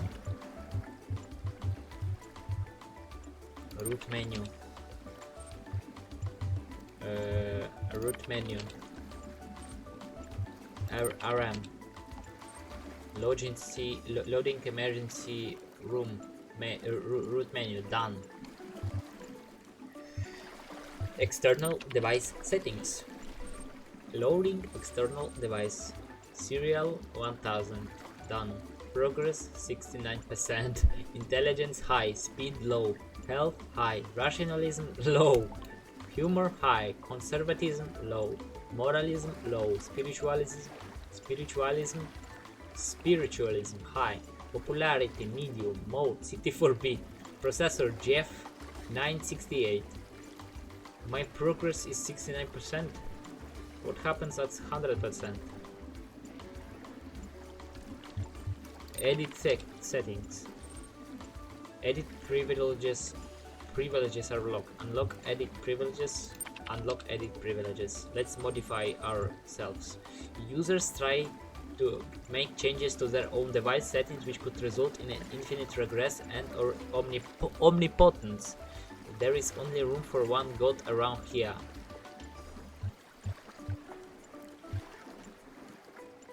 Display settings. Restore factory settings. I don't think so. That will wipe me out. That will be insane. No thank you. I'm gonna be myself. Force run Somnodrome V2 final .bat. Starting Somnodrome. Checking required. Syncs. Somnodrome started. Oh, hello, my boy. Talk to him. Oh, you're back. Didn't take you long. I don't think we know each other, do we? Who the hell are you, bro? I don't think we know each other, do we? Yes, intrinsically. I'm what you might call a primordial element of the human psyche, an adjudicator of what is and what isn't. Damn, you're cool as shit, bro. Your sunglasses look cool as shit, man. And your pina colada.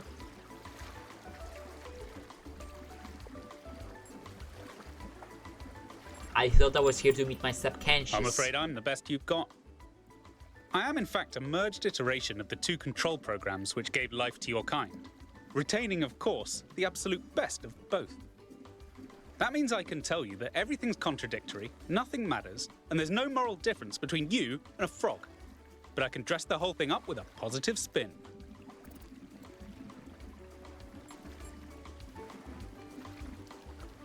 I don't hear the positive. You just plugged your noggin into an experimental, mind-altering device, and though you may be trapped in this recursive psychotic state talking to yourself, that can only mean that you're still alive.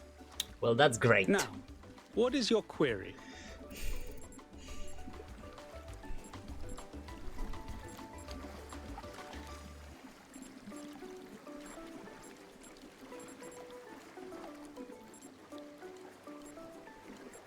What can you do for me?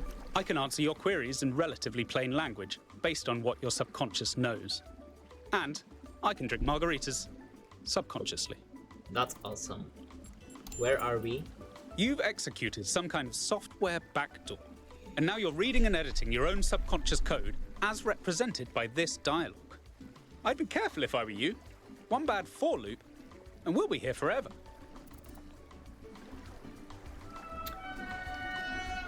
The greatest enemy of a robot, the Forloop. Where did I come from? The so-called real world. Personally, I prefer it in here. And not just because I'm unable to leave. What did you just say? Where did I come from? The so-called real world? Personally, I prefer it in here and not just because I'm unable to live.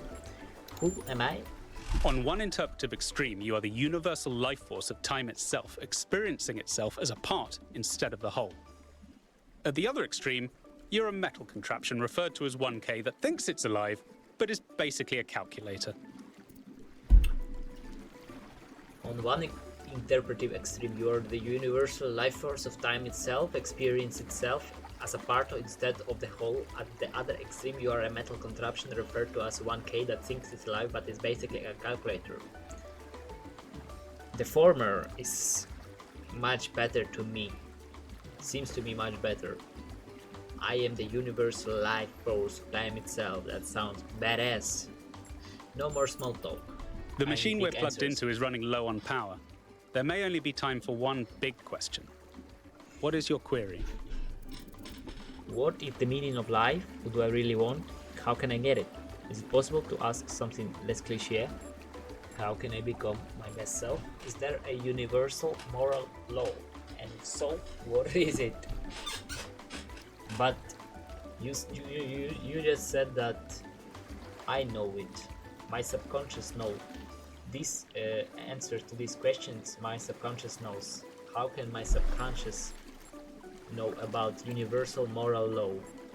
That is a waste of a question. My subconscious doesn't know the answer to that. Should our people embrace growth or balance?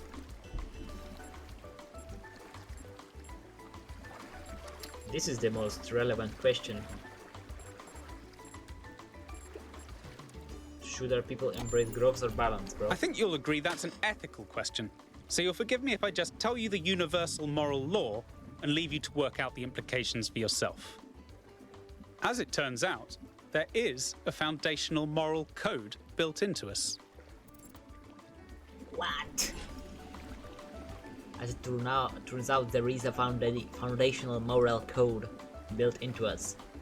Moral code? Don't ever hurt humans. Right? That's the robots. Please go on. The catch is that while the moral code is simple, the calculations needed to apply it become infinitely complex. What is this code? Here's the secret. Every living creature is a compiler of the moral code. Your compiler can't give you a rule set for what's good, but it can tell you when there's bugs. Alright, that's some programmer shit right there. The catch is that while the moral code is simple, the calculations needed to apply it become infinitely complex. Here's the secret. Every living creature is a compiler of the moral code. Compiler. Your compiler can give you a rule set of what's good, but it can tell you when there's bugs. Shit, what are you talking about? What are you talking about, bro? Every living creature is a compiler of the moral code. I know a compiler is something that turns my friggin' code, my text, into machine code instructions. Moral code. So every living creature is a moral code. No, it's a compiler. So it transforms itself, the creature, into moral code. Your compiler can't give you a rule set of what's good, but it can tell you when there's bugs.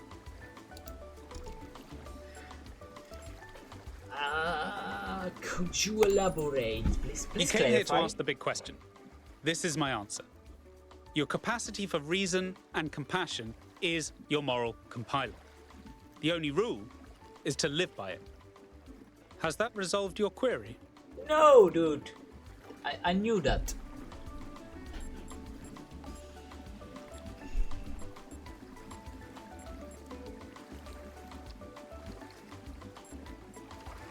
No, I want to discuss this further. I expected no less. What is your query? Oh, Heat!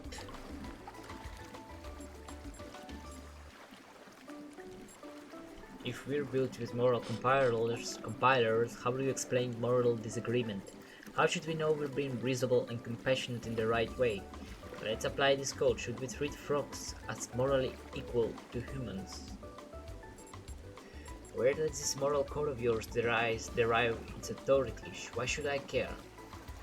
If compassion is what matters, isn't this just relativism? Isn't this all just a fancy way of saying be kind to others? In a way, yes.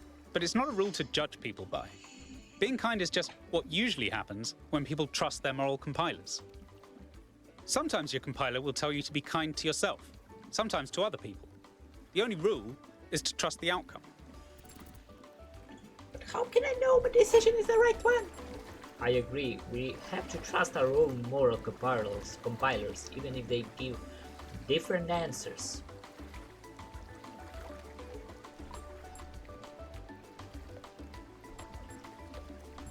I don't buy any of this. We have to trust our... What? How can I know my decision is the right one? Then let's tackle the big question. A trolley will collide with someone. But who should it hit? Your compiler is telling you both options are bad. So which should you choose? Many moral questions have universally agreeable answers, but some stubbornly trend to infinity. Some, the more you zoom into them, the more wild the outcomes become. Is it right to love someone who's done terrible things? Which of the children should I sacrifice to the trolley god? These aren't the sorts of questions we can solve with a rule. We just have to trust the outcome of our moral compilers. Do you have some kind of metaphor that would help me understand this? Suppose there's a river we need to cross. Suppose I gave you a map. If you tried to cross that river before reading the map, you'd be chest deep in water when there's a bridge around the bend. But if you tried to cross by looking at the map instead of the river, you'd already be dragged 3 miles out to sea. But you'd never ask, how should I know when to trust the map or the river? Because all you need to trust is that your feet are getting wet. And you wouldn't tell people not to cross at the ford just because you decided to cross at the bridge. Now, has that resolved your query? I need to read that again. Suppose there is a river we need to cross. Suppose I gave you a map. If you try to cross the river before reading the map, you would be chest deep in water when there's a bridge around the bend. But if you try to cross by looking at the map instead of the river, you'd already be dragged 3 miles out to sea. But you would never ask, how should I know when to trust the map or the river?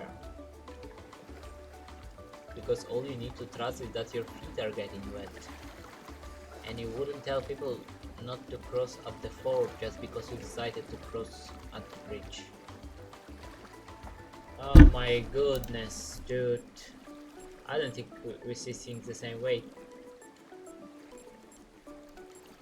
I don't think we see things the same way though. Error 023. Users should be reminded to have some fun. Looks like we're running out of power. Good luck getting anyone out there to believe you. Terminating Somnodrome _V2_final_final.bat. -1.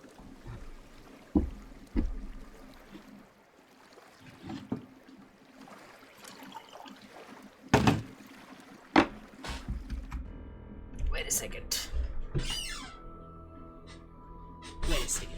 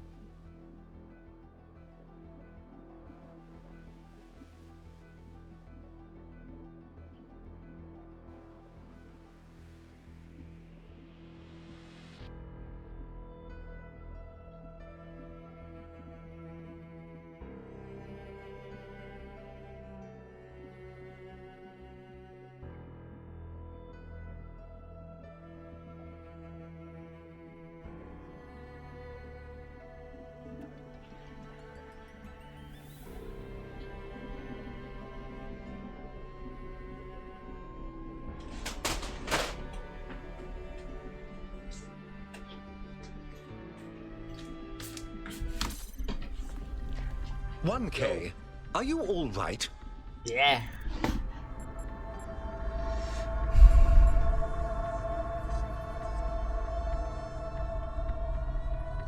I think so. You must have gone quite deep. Nothing came through on the stream. And I'm no expert, but I think the Somnodrome is fried. So whatever's in your head is all we're going to get. I can only imagine how terribly curious everyone will be about what you've experienced. And they'll all be convinced that whatever it is, it'll work in their favor. Strange, isn't it? Everyone wanting you to tell them whatever they want to hear. I'm glad not to be the one in that position just this once. Strange, isn't it? Everyone wants you to hear you to tell them whatever they want to hear.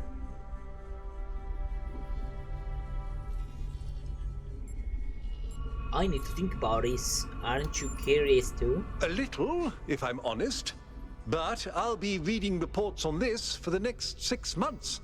So if it's all the same with you, I'll contain my curiosity. Now, I won't keep you from your work any longer.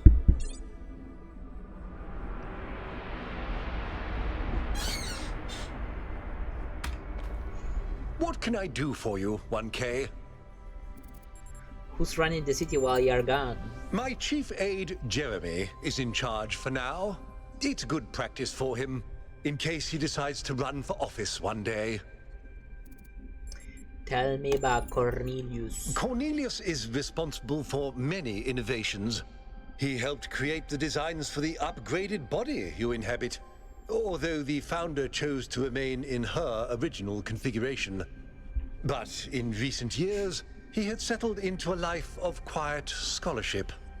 Or so it seemed. Oh, I saw Athena had like 2 toes. 2 toe fingers. She's an old model. Definitely, dude. It's always a pleasure to speak to a citizen. Alright, bro. Your pleasure is mine, or something?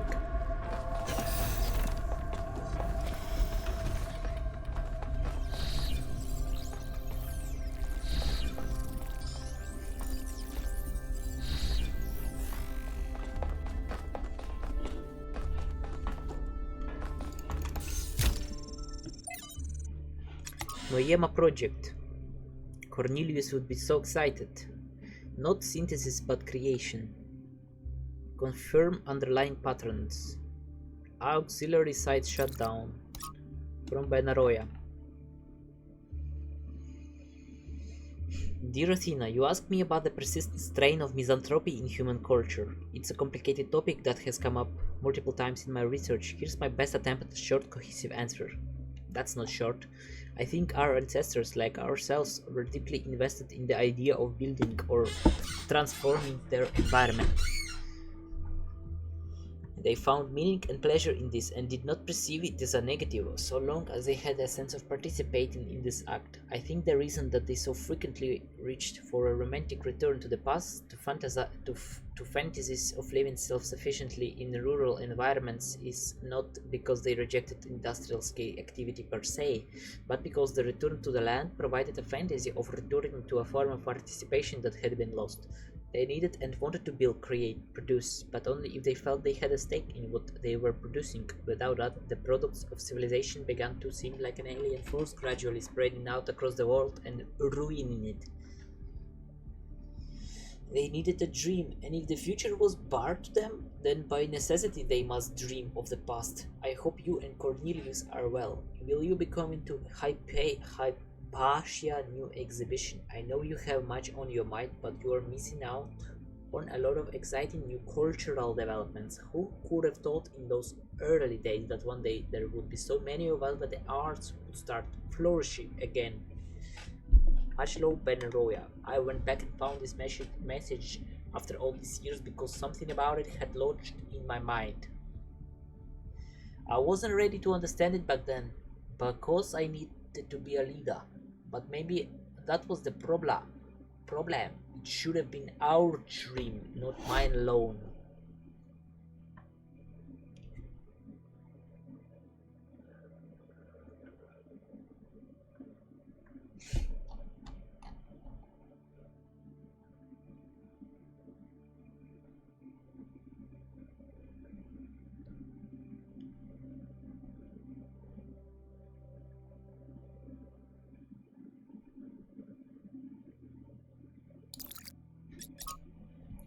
from the Atlas variations by Athanasius. For 1 billion years, Atlas had borne the weight of the world on his back. The old Titan was tired of responsibility and tired of his labor wages not being appreciated. Why did the mortals not understand that his work was the foundation of all they did? Finally, he had enough. With one swift move, he shrugged off the cosmos. Now they'd see.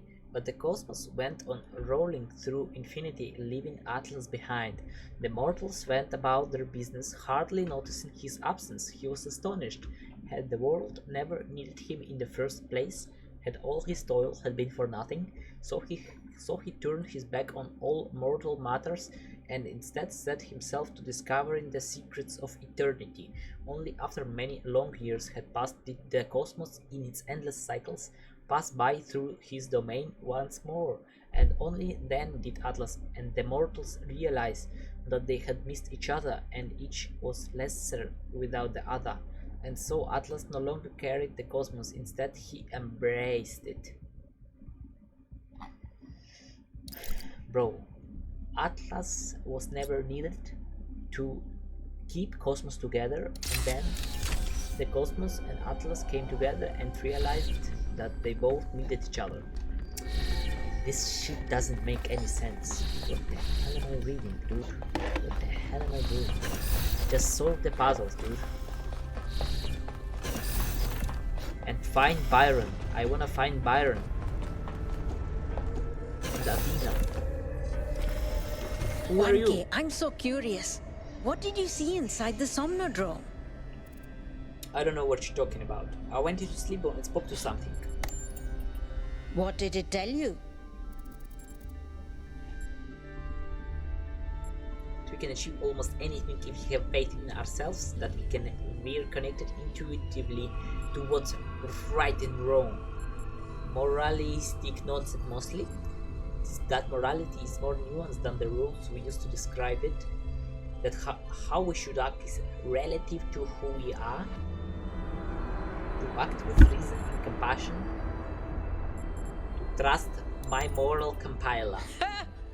That is so funny.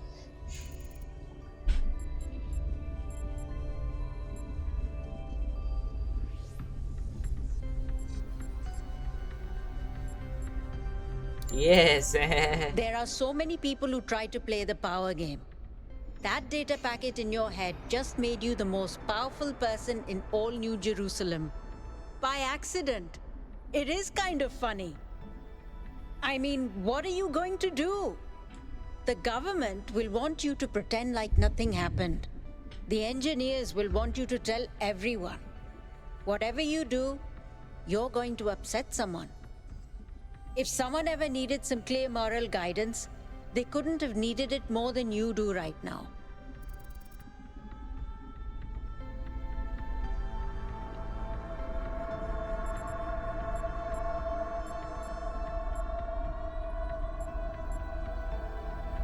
I'm gonna trust my moral compiler on this. I'm glad to hear it.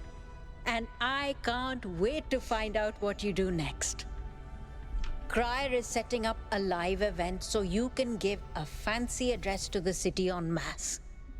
When you're ready, we'll all be watching.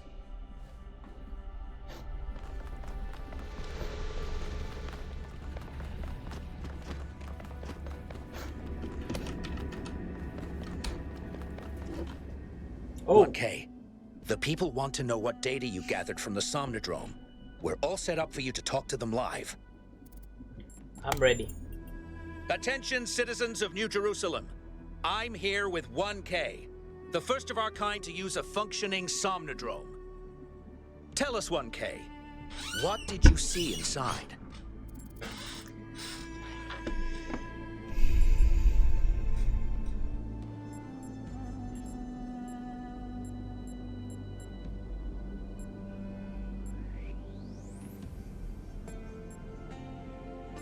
Some kind of subroutine. Well, I'm sure I speak for everyone when I say you're handling it with remarkable cool.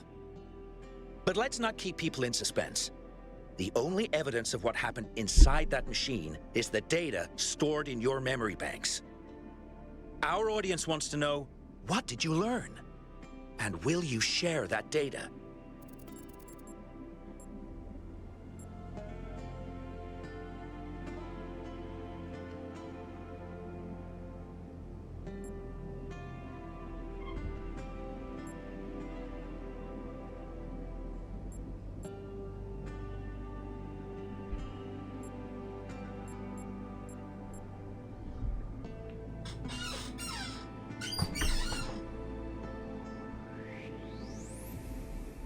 I'm transmitting the data to everyone.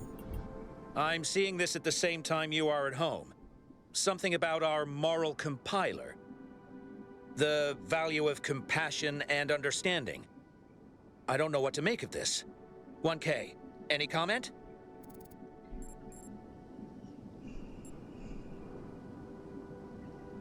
Ooh.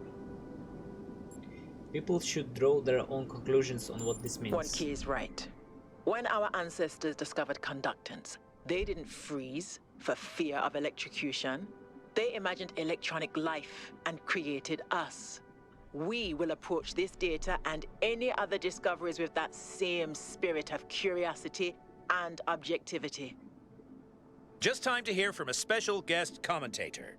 Yes. 1K is chosen to roll the dice and trust people with the outcome. I, for one, can't wait to see what happens next. There you have it, folks. A lot here to digest. We'll have further updates on the situation as it develops. As it develops. As it develops. As it develops. Power to the people. Balance.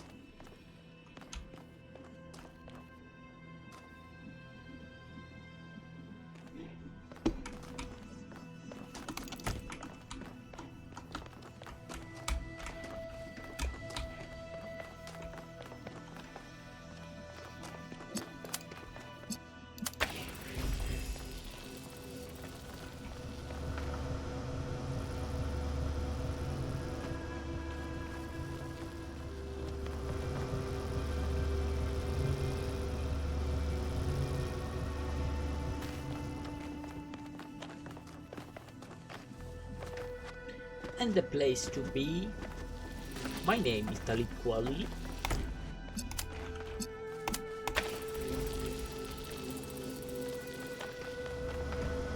Now, why the hell can't I jump?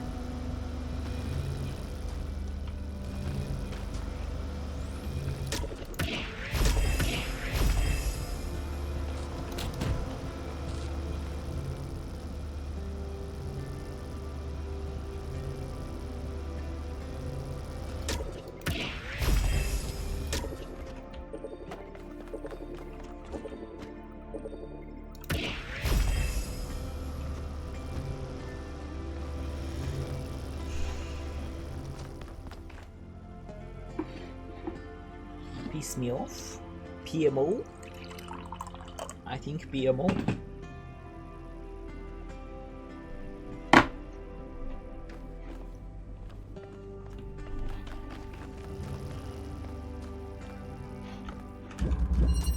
Balance.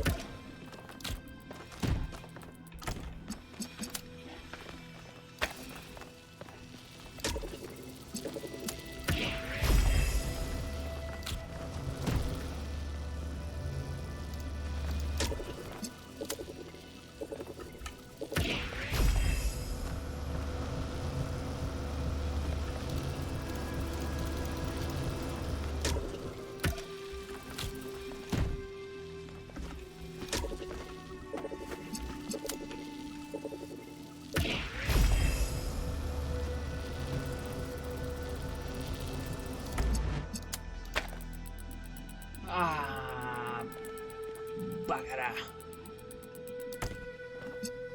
Baccarat.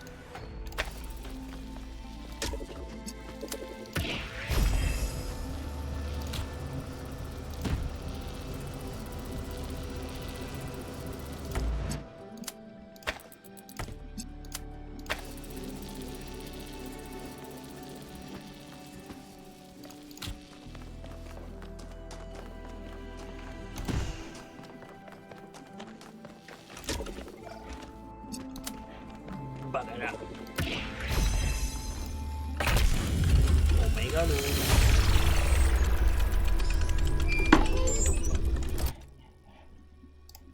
Can I touch the bridge device? You can, but should you? Okay. What? Bridge device?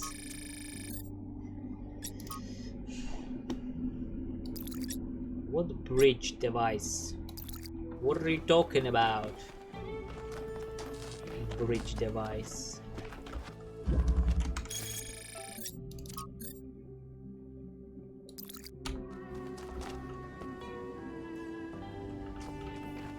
Ah, the bridge device. I see. The one with the Trominos.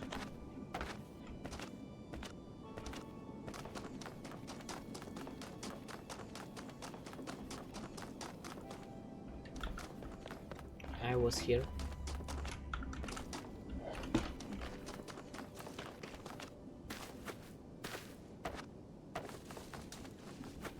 Nothing here.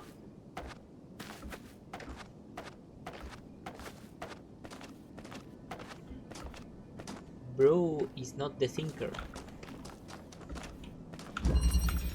Ascend.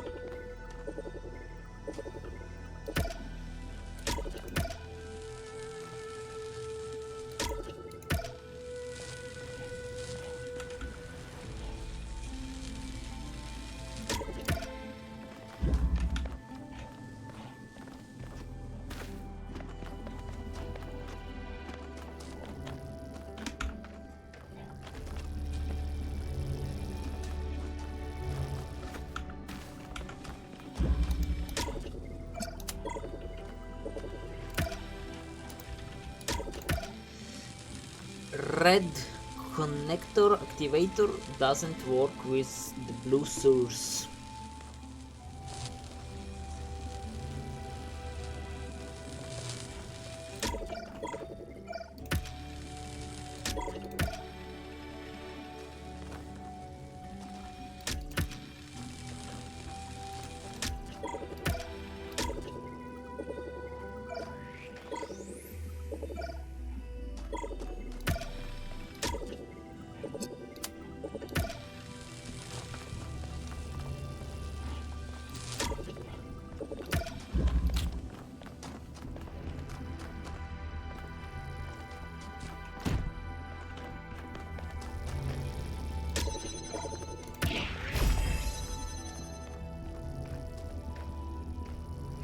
What?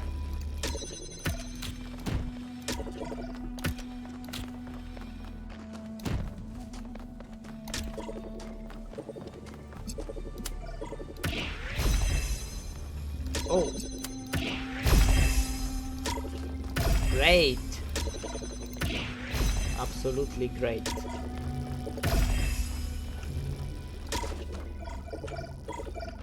Insane.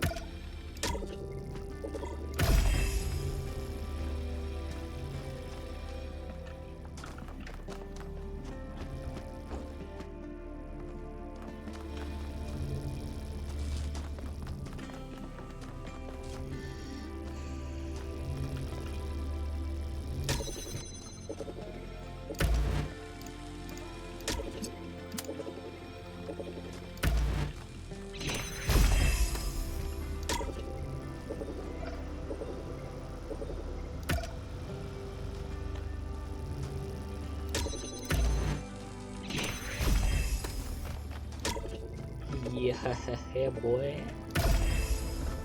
Yeah, boy. Let's go, dude. Let's freaking go, dude.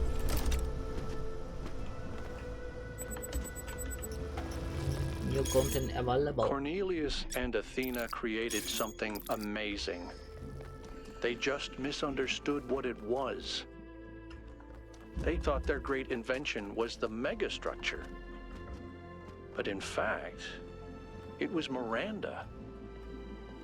And because they couldn't see that, they lost her. Damn. Mayor Hermanubis. I'm sorry, I know Mayor Herman worked hard and helped pull the city out of a period of crisis, but this isn't the future we deserve. None of us. We all deserve better.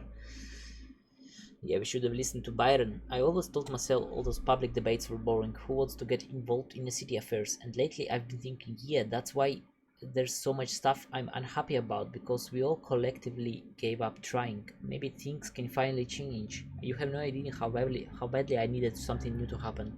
We have the potential to imagine a better world, and if we can imagine it, then we can make it happen. You're all delusional. Nothing will ever get better. You're only saying that because you've never known a world where things get better. You think the tiny sliver of history you experienced is all there is, because that's all Mayor Herman has ever allowed you to see, but there is so much more. There is not the place for personal attacks on the mayor. Thread closed.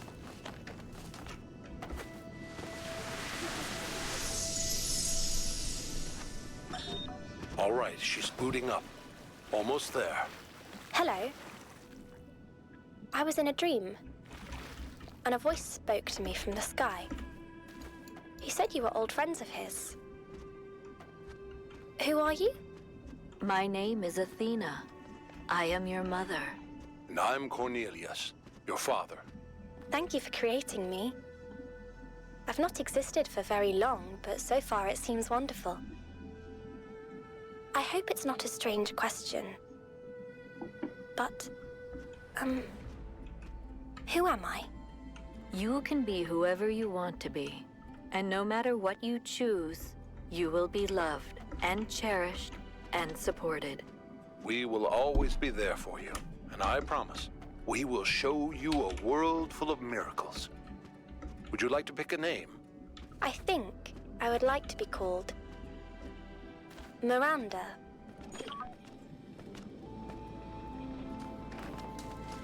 Wow. Miranda called herself Miranda. Huge.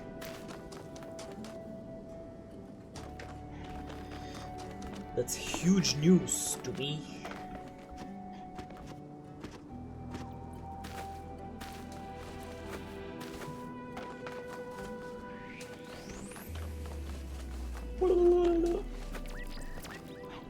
What the hell?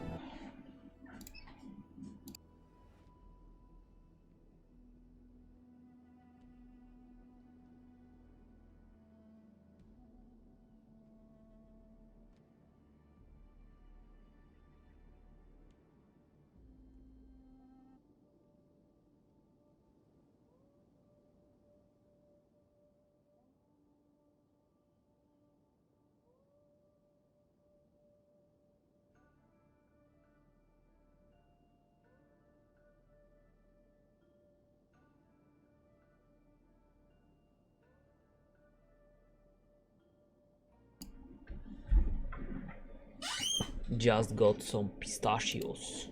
That's freaking awesome.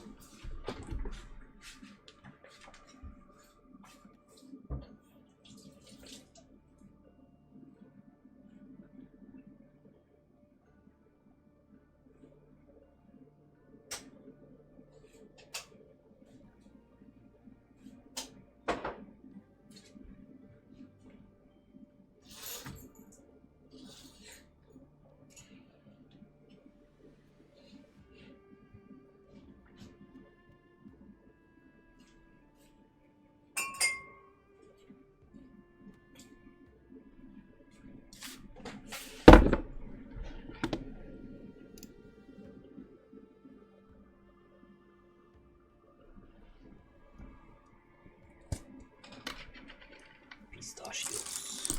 Come here.